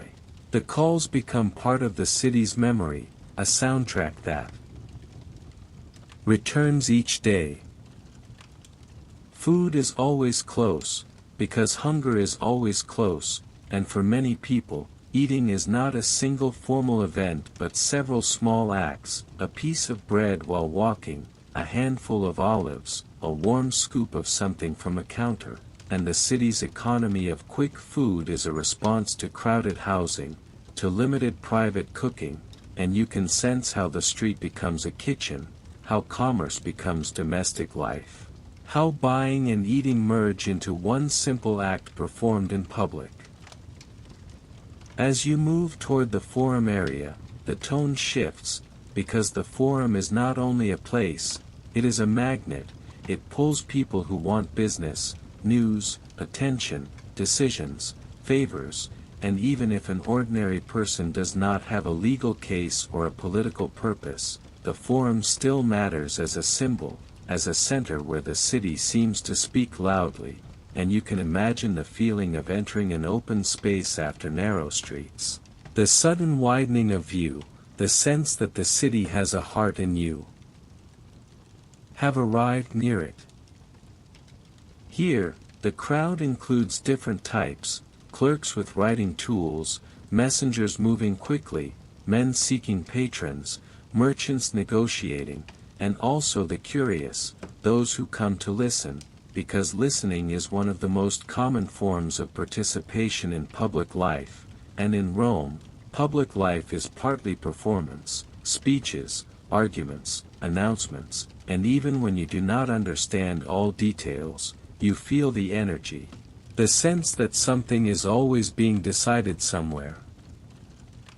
Yet for most people, the forum is not where their life is solved, it is where their life is reminded of its scale, because you might stand there and feel small, and then you turn back toward your neighborhood and you feel your own priorities returning: rent, food, water, work. And this is the way the city operates. It offers grand centers, but life continues in small loops. Between neighborhoods and forum and markets, there are countless tiny transactions: a coin exchanged for a service, a favor promised, a job offered for a day, and many people live on these small opportunities, not a steady salary, but the chance of work found by showing up, by being seen, by being reliable. And reliability is a kind of reputation currency, because in a large city, trust is precious, and once earned, it can mean the difference between being hired and being ignored. As the sun climbs, the heat increases, and with it the desire to wash, to cool, to be comfortable, and for many, this is when the baths become more than an idea, they become a plan, and the bathhouse again begins to pull people, not all at once but in waves, and these waves reflect the city's schedules: those who finish work early, those who can afford time, those who must wait until later. And the baths become a kind of meeting place across time. When you enter the baths in the middle of the day, you may find them louder than in the morning, because more people are free, more people are present, and with more people come more micro-rituals, the small routines of belonging: greeting someone you know, choosing a place to sit, deciding where to start, cold first or warm first, and even these choices become part of a person's identity. The one who always plunges into cold water immediately, the one who always warms slowly, the one who always talks first and bathes later. The baths also include small services that create a quiet economy inside the building: someone offering oil, someone offering a towel, someone offering to scrape your back with skill, and these services remind you that even relaxation can contain labor, because someone must keep the baths clean, someone must maintain the heat, someone must manage the entrance, and for ordinary Romans, these workers are part of the landscape, often invisible in stories, yet essential in reality. In the changing area, the same concerns appear again and again: where to place belongings, how closely to watch, whether to trust an attendant, and you can imagine the little strategies people use: tying a pouch into clothing, staying near a friend, choosing a spot where you can see your pile. And these strategies are not paranoia, they are simply the learned habits of living among many strangers. As people move through warm and hot rooms, the conversation changes tone, because heat makes speech slower, softer, more deliberate, and in that softness, gossip becomes almost soothing, like a slow current, and the topics repeat with the repetition of daily life: food prices, rumors of announcements, complaints about a landlord, stories of a neighbor, talk of work, talk of luck, talk of health. And in a bathhouse, health becomes a shared concern, because bodies are visible: you see who looks tired, who looks thin, who looks injured, who coughs, and you cannot avoid noticing that everyone is one bad week away from trouble. The baths, in this sense, are both comfort and reminder: comfort because they restore, reminder because they show the city's human reality without disguise, and perhaps that is why they feel so central. They are not only a place to get clean, they are a place where the city sees itself, where people are close enough to realize, we are all living inside the same pressure.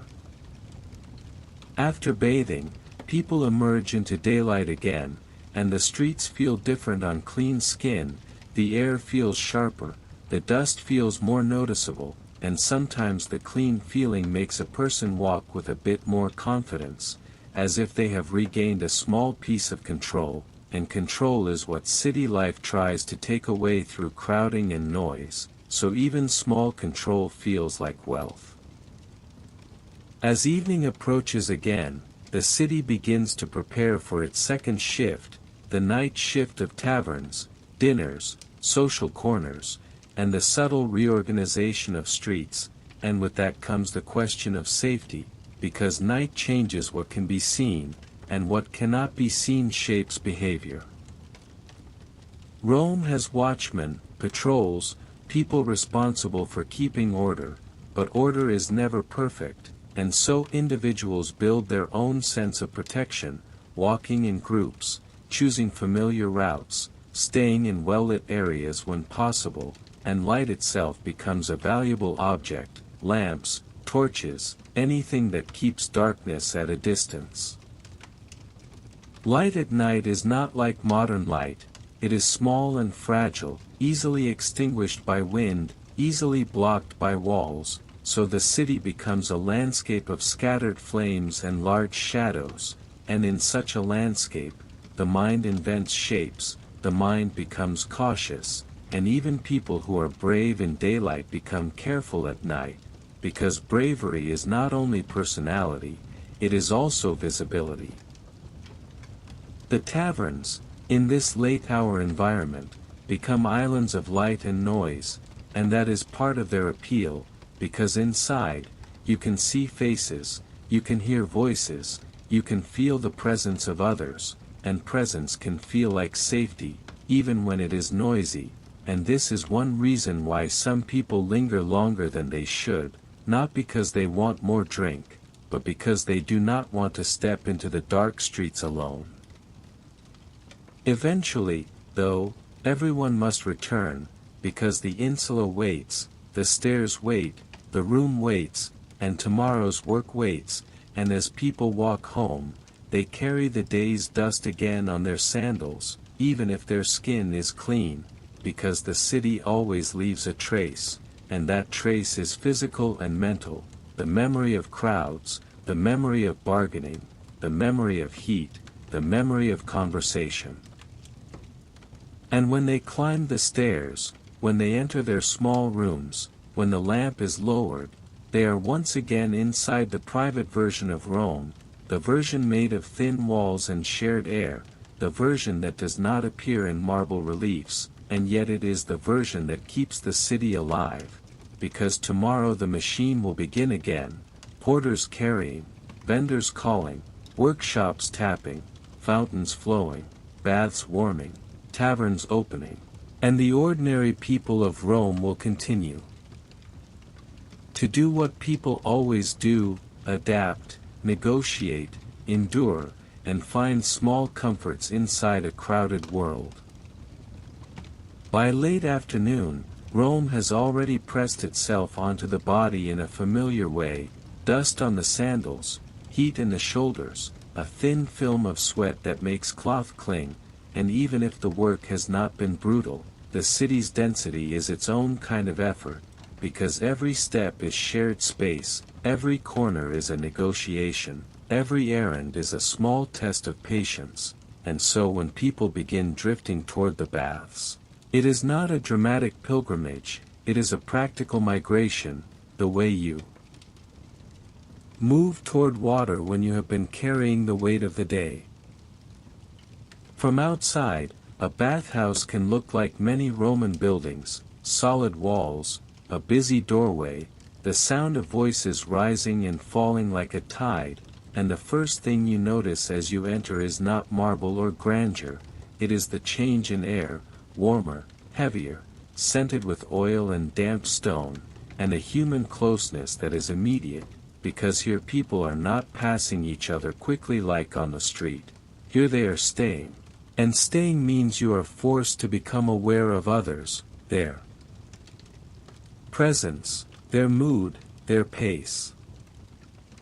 The entrance has its own rhythm, fees exchanged, brief greetings, a moment of deciding how long you can afford to linger, and for some the cost is a minor detail, for others it is the main calculation, because even a small fee, repeated often, can become heavy, and yet the baths offer something that is hard to find elsewhere in a crowded city: controlled warmth, reliable water, and the kind of social atmosphere that can make a person feel less alone, even if they do not say much.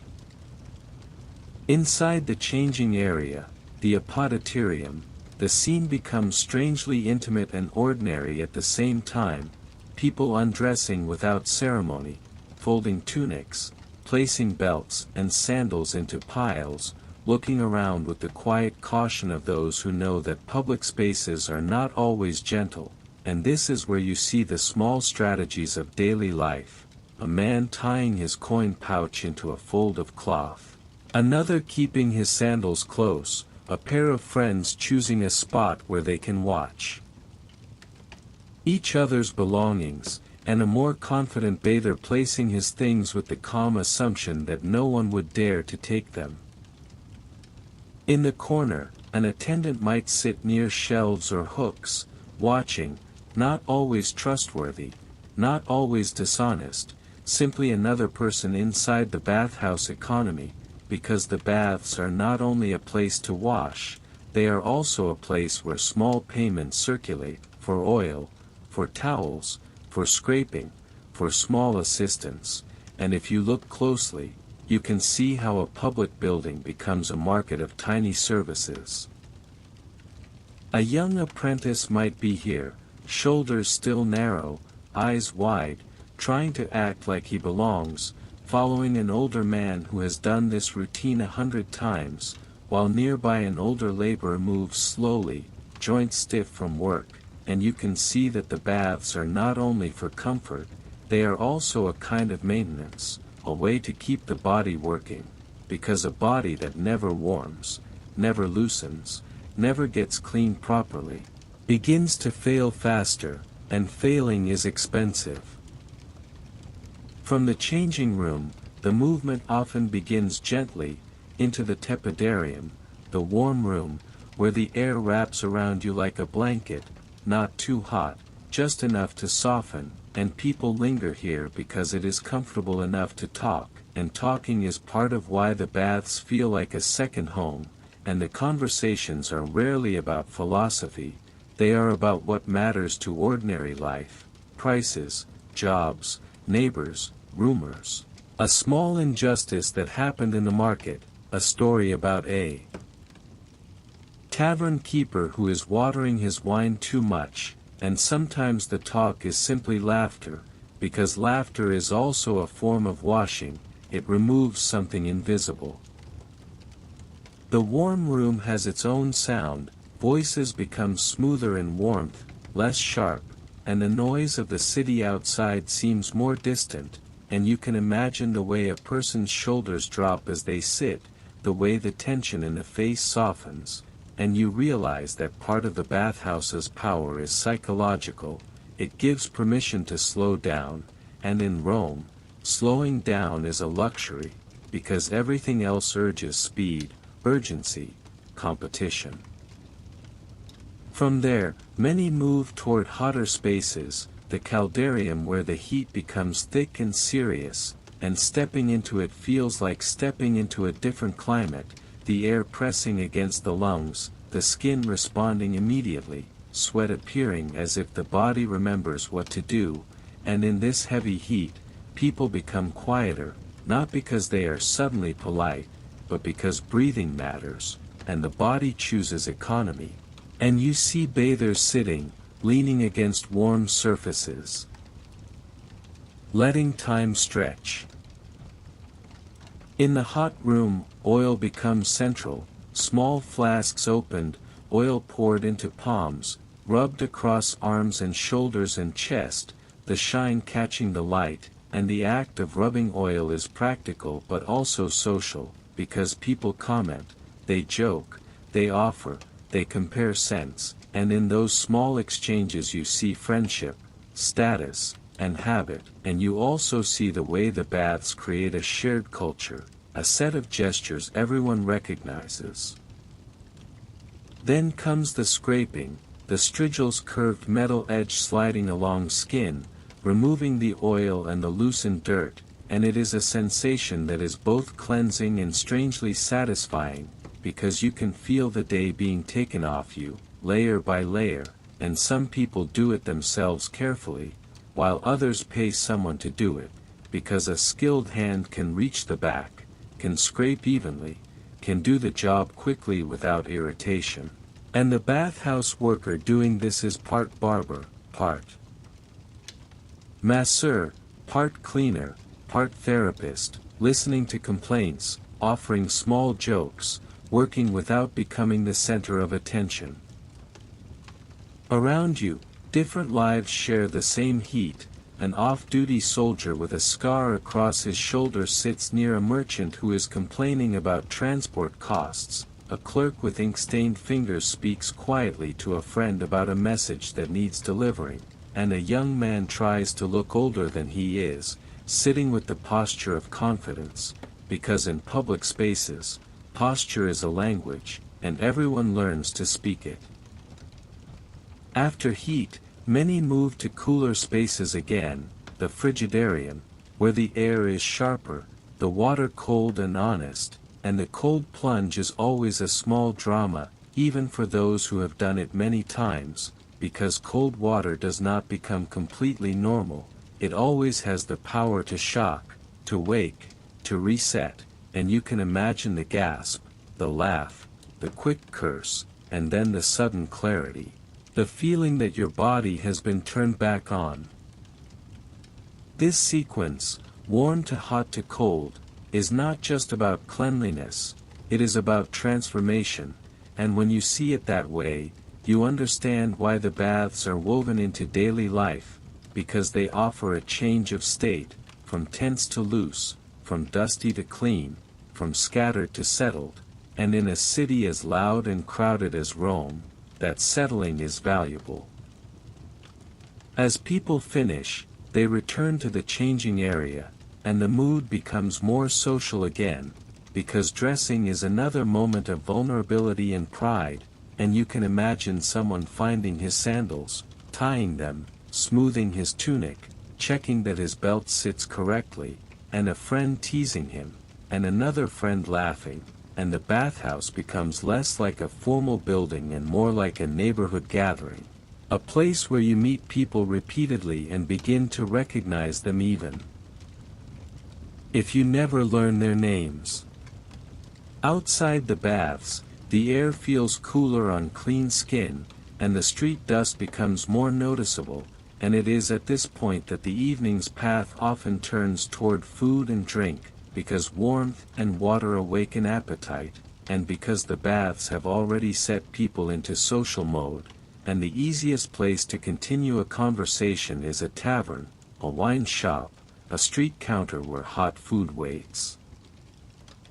The tavern at this hour is alive, lamps lit, shadows moving across walls, cups clinking, the smell of cheap wine mixed with the smell of salted food, and the feeling inside is different from daylight, more enclosed, more intimate, as if the city has folded inward and you are sitting inside that fold.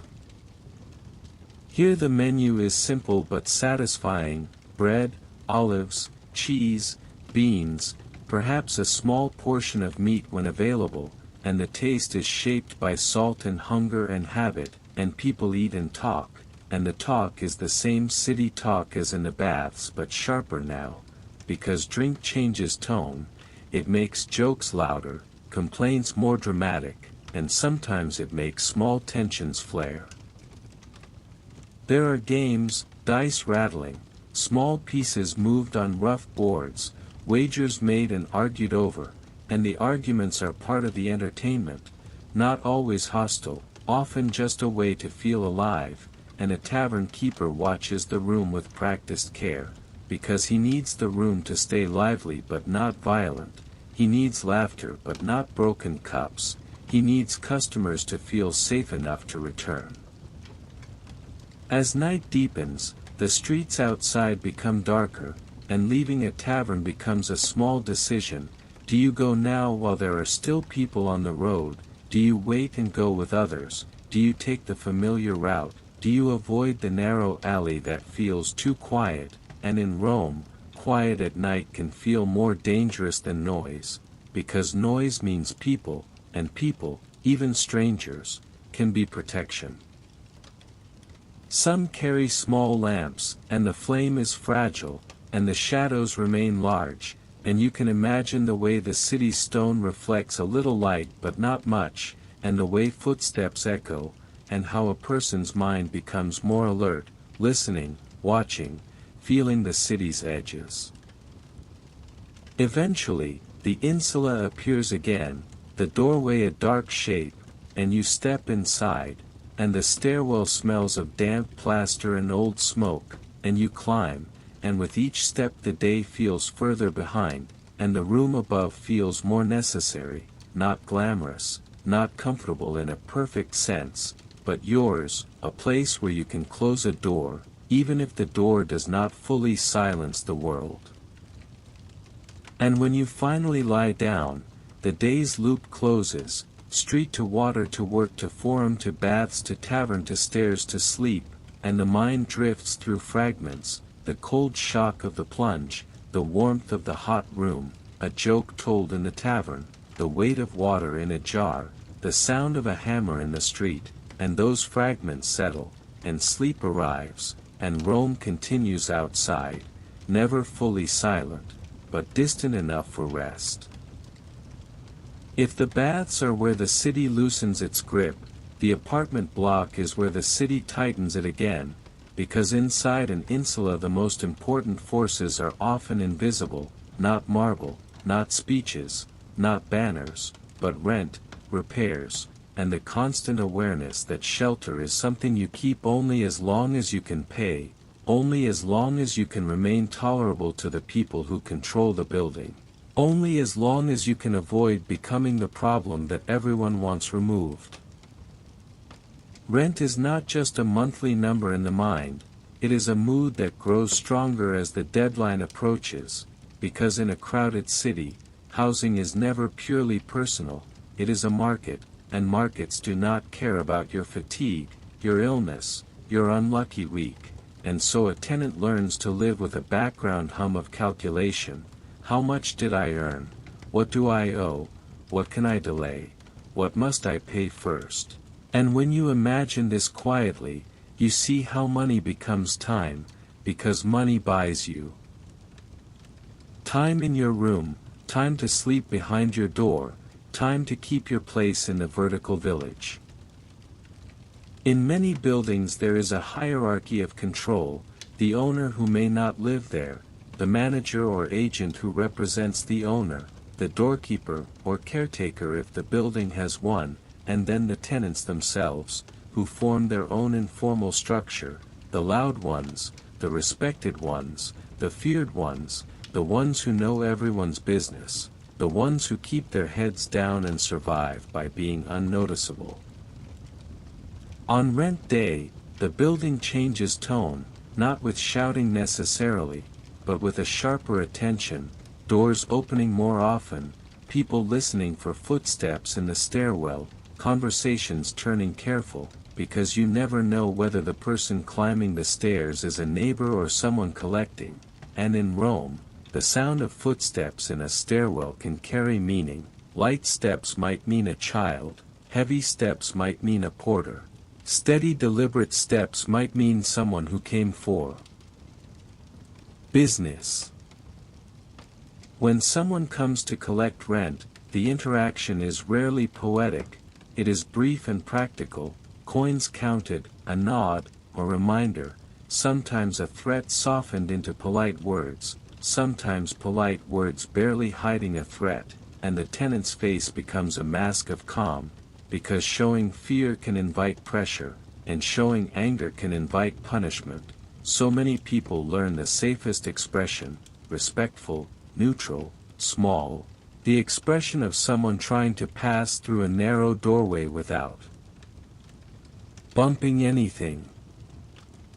If you cannot pay, everything becomes delicate, because the building is not a family, it is not obligated to mercy, and yet mercy sometimes exists anyway, not as charity, but as calculation, because a landlord might prefer to keep a tenant who pays late rather than gamble on a new tenant, and a building manager might extend patience if they believe the money will come, and so tenants learn to negotiate. Not with grand speeches but with small promises, a partial payment now, the rest later. A favor, a service, a quiet agreement that keeps the door closed for another week. But negotiation is stressful, and stress leaks through walls, and so neighbors often know more than they pretend to know, because in an insula secrets are hard to keep. You can hear tones, you can hear sudden quiet, you can hear the way someone speaks when they are trying to appear confident, and the building becomes a kind of shared awareness, people not always kind, not always cruel, simply watchful, because watchfulness is another survival skill. There are tenants who become informal authorities, not official, but socially powerful, the person who has lived there longest, the person who is friends with the manager, the person who is known to be dangerous, the person who can help with a repair, and these people create a second layer of building governance. A neighbor might tell you which nights are safest to bring visitors, which corner of the stairwell is loose and dangerous, which family you should avoid arguing with, which family will help if you ask politely. Repairs are part of this social structure, because the building is always aging, and in a city where buildings are packed close, a small leak is never only your leak, it is also your neighbor's damp ceiling, your neighbor's moldy wall, and so problems travel downward, and conflicts grow from physics, water and gravity turning into argument and resentment. A leak can become a bucket placed under a drip, and then a second bucket, and then a cloth stuffed into a crack, and then a more serious worry, and you can imagine the sound of the drip at night, steady, patient, almost mocking, and the tenant lying awake thinking, is this going to get worse? Will the ceiling crumble? Will the manager care? Will I be blamed? Because in crowded living, responsibility is often unclear, and unclear responsibility creates anxiety. Fire is the other constant shadow, not because a fire is happening every night, but because everyone knows it could, and knowledge is enough to shape behavior. Lamps are watched, cooking is cautious, braziers are treated with respect, and even then accidents happen, and so some people develop habits like small drills without calling them drills, keeping valuables in a place that can be grabbed quickly, keeping shoes near the sleeping area, keeping a path clear, because in the dark, in panic, you do not want to trip over your own belongings. You can imagine a mother in a small room making sure the doorway is not blocked, not because she expects disaster tonight, but because she has heard stories, and stories in Rome are not entertainment, they are instruction, and every building has its own legends. The night someone shouted, the night smoke filled the corridor, the night people ran, the night someone lost everything, and these stories live in the building like ghosts, shaping decisions quietly. Night noises in the insula are their own universe, different from day noises, more isolated, more intense, because the ear becomes sensitive in the dark. You hear a cough from above, a whisper through the wall, the faint sound of someone climbing, the creak of a step, the scrape of a latch, and sometimes you do not know what the sound means, and not knowing is what creates tension, because the mind fills gaps with imagination. Some of these sounds are harmless, a neighbor returning late, a child waking briefly, a couple talking softly, but in a city with theft and conflict, the mind stays alert, and many people sleep in a way that is not fully deep, waking easily, listening, then falling back into sleep when the pattern seems normal again.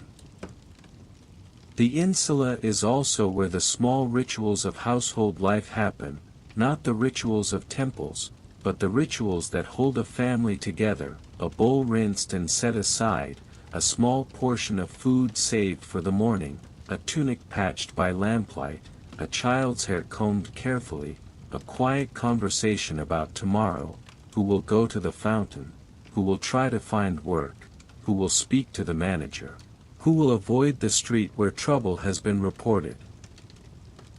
In a small room, even small kindness becomes visible, because there is nowhere to hide it, a shared piece of bread, a blanket pulled over someone else's shoulders, a hand placed gently on a forehead to check for fever, a whispered reassurance that the rent will somehow be managed, and these moments are part of Rome too, even though they do not appear in public art, because public art prefers victory, not endurance.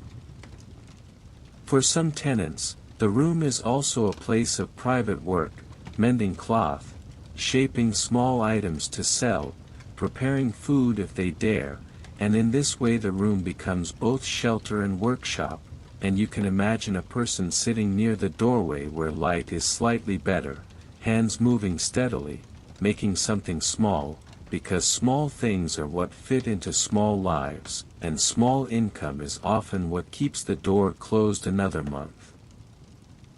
Sometimes the building becomes a rumor engine, especially when something changes, a new tenant arrives, a tenant leaves suddenly, a family disappears overnight, and the stairwell conversation thickens, people leaning into doorways, exchanging details, guessing why. Was it rent? Was it illness? Was it conflict? And in a city that moves fast, disappearance is common, and that commonness can feel cold. Because you realize how easily a person can be erased from your daily environment. One day they are there, the next day their door is silent.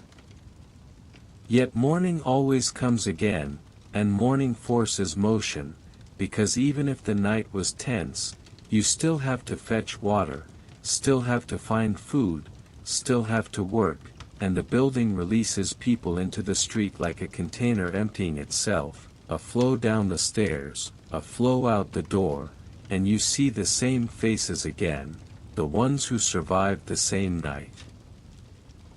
Outside, the streets begin their daily business, and the private worries of rent and repairs become part of the public expression of the day, because worry affects posture, affects patience, affects how quickly someone snaps at a vendor or how carefully they count coins, and in Rome the streets are not only physical, they are emotional, a place where private tension is carried openly simply because there is nowhere else to carry it. And this is why taverns and baths remain so important, because they give the city's residents a way to manage the pressure, to remove it temporarily, to trade it for warmth, water, conversation, and the simple feeling of being among others who understand without needing a long explanation, because in a shared building, in a shared street, many people know what it means to be one payment away from instability. And even if they do not say it, the understanding is there.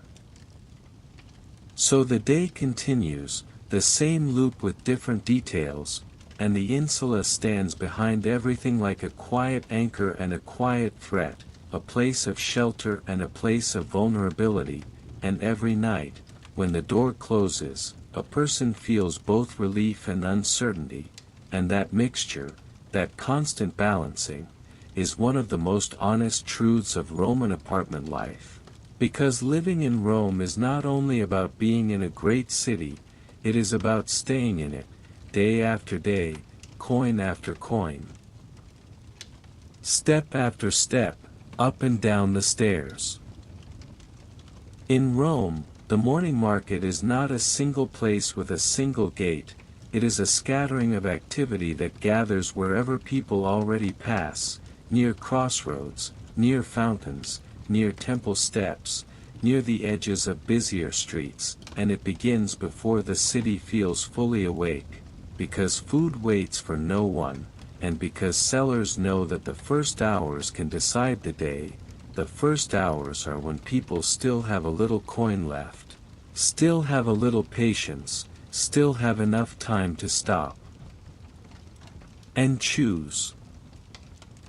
The air around a market has its own texture, a mix of dampness lifting from stone, the sharp smell of fish when fish is present, the greener smell of herbs and vegetables, the warm promise of bread, and the human smell of bodies packed close, and if you stand there in your imagination, you can feel the market as a living thing, tightening and loosening as people approach and drift away, tightening again when a stall announces something fresh, loosening again when someone realizes they cannot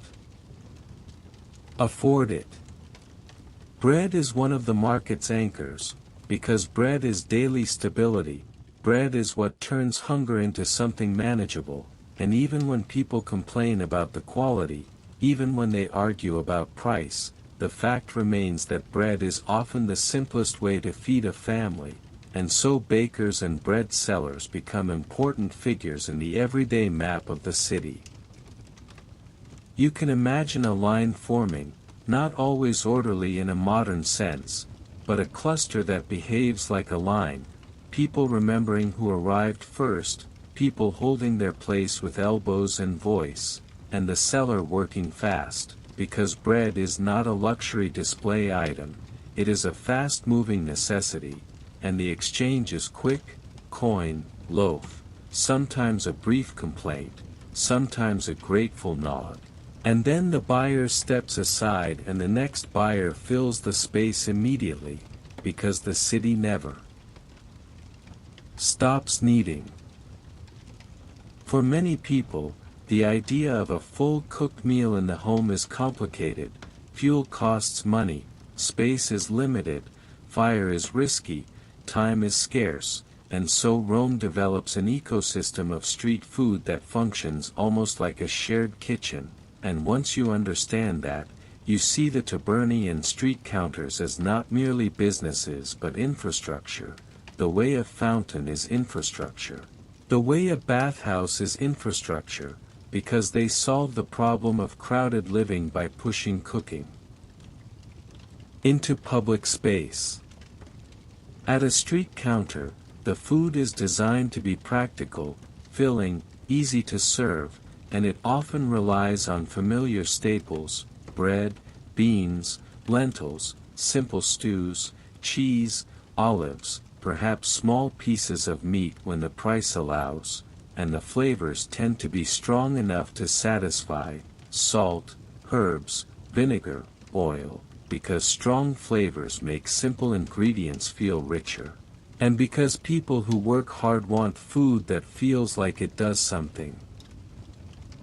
You can picture a worker stopping briefly, leaning toward the counter, calling for a portion, receiving a bowl, eating quickly, standing because there may be no seats, and then moving on, and in that brief moment, you see a whole system, a city feeding itself in public, a city where eating is not always an event but an interval, a pause between tasks, a refill before the next effort.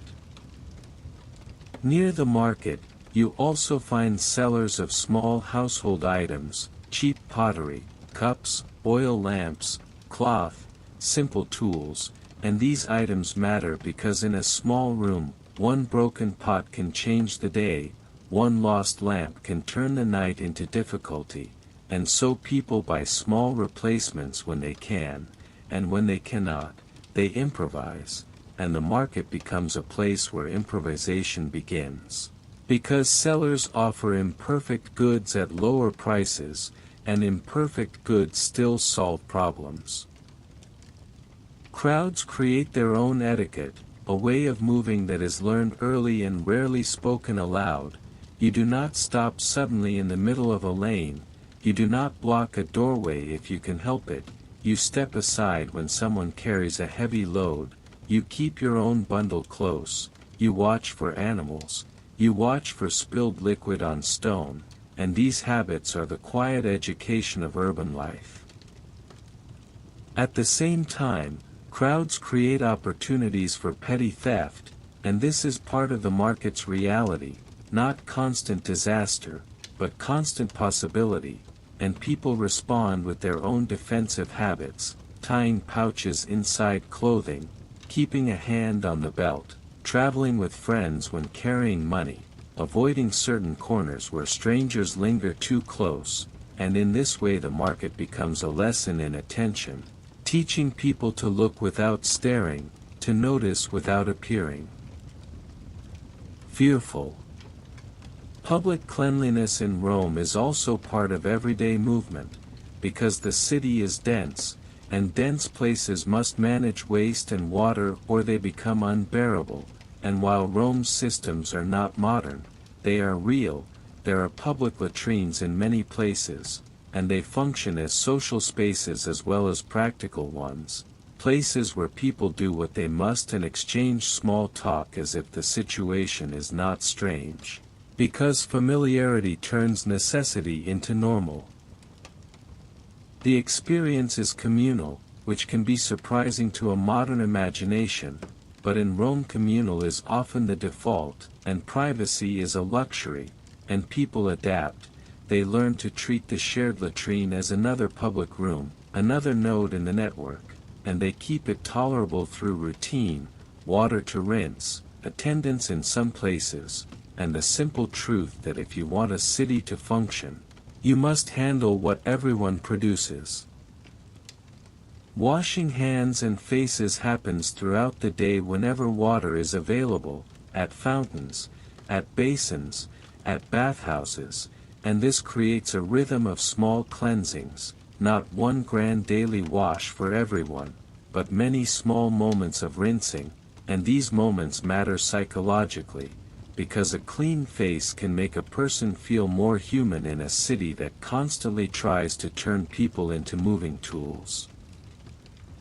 As the day advances, the market's early intensity shifts, some sellers run out of the best goods, prices change, crowds thin slightly, and the city's energy moves toward work, toward workshops, toward carrying, toward building, and those who have bought what they need return to their neighborhoods, climbing stairs again, storing food as best they can, wrapping it carefully, guarding it from animals, guarding it from spoilage, because storage is never perfect, and losing food can be as painful as losing coin. The afternoon brings heat and dust again, and the street becomes brighter and harsher, and people seek shade when they can, leaning against walls, stepping under awnings, choosing routes that pass through narrower lanes where sunlight is broken, and you can imagine the way a person's mood changes with the heat, patience shortening, voices sharpening, because comfort affects kindness, and discomfort makes everything feel heavier. Then, in the later hours, the familiar pull of the baths returns once more, because the baths are the city's promise of relief, and many people plan their late day around that promise, finishing tasks, meeting friends, timing their movements so that they can enter the warm rooms and let the day fall away. After the baths, the evening routine begins again, and taverns and food counters fill with the people who have earned a pause, and the city's mood becomes more conversational, more intimate, and the lights of oil lamps become the evening small stars, marking places where humans gather to trade the day for warmth and shared presence. A tavern in the evening is partly a dining room for those without a home kitchen, partly a social club for those who crave company, partly a rumor exchange for those who need information, and when you sit in that imagined tavern, you can feel how the city's public life continues in miniature, alliances, jokes, complaints, arguments, reconciliations, all played out over cups and bowls. And when people eventually step back into the streets, the city has changed again, darker now, quieter in some places, louder in others, and moving through it requires the same skills as moving through a morning market: attention, patience, and the ability to read what is around you, because in Rome, whether in daylight or lamplight, survival is often the quiet art of noticing.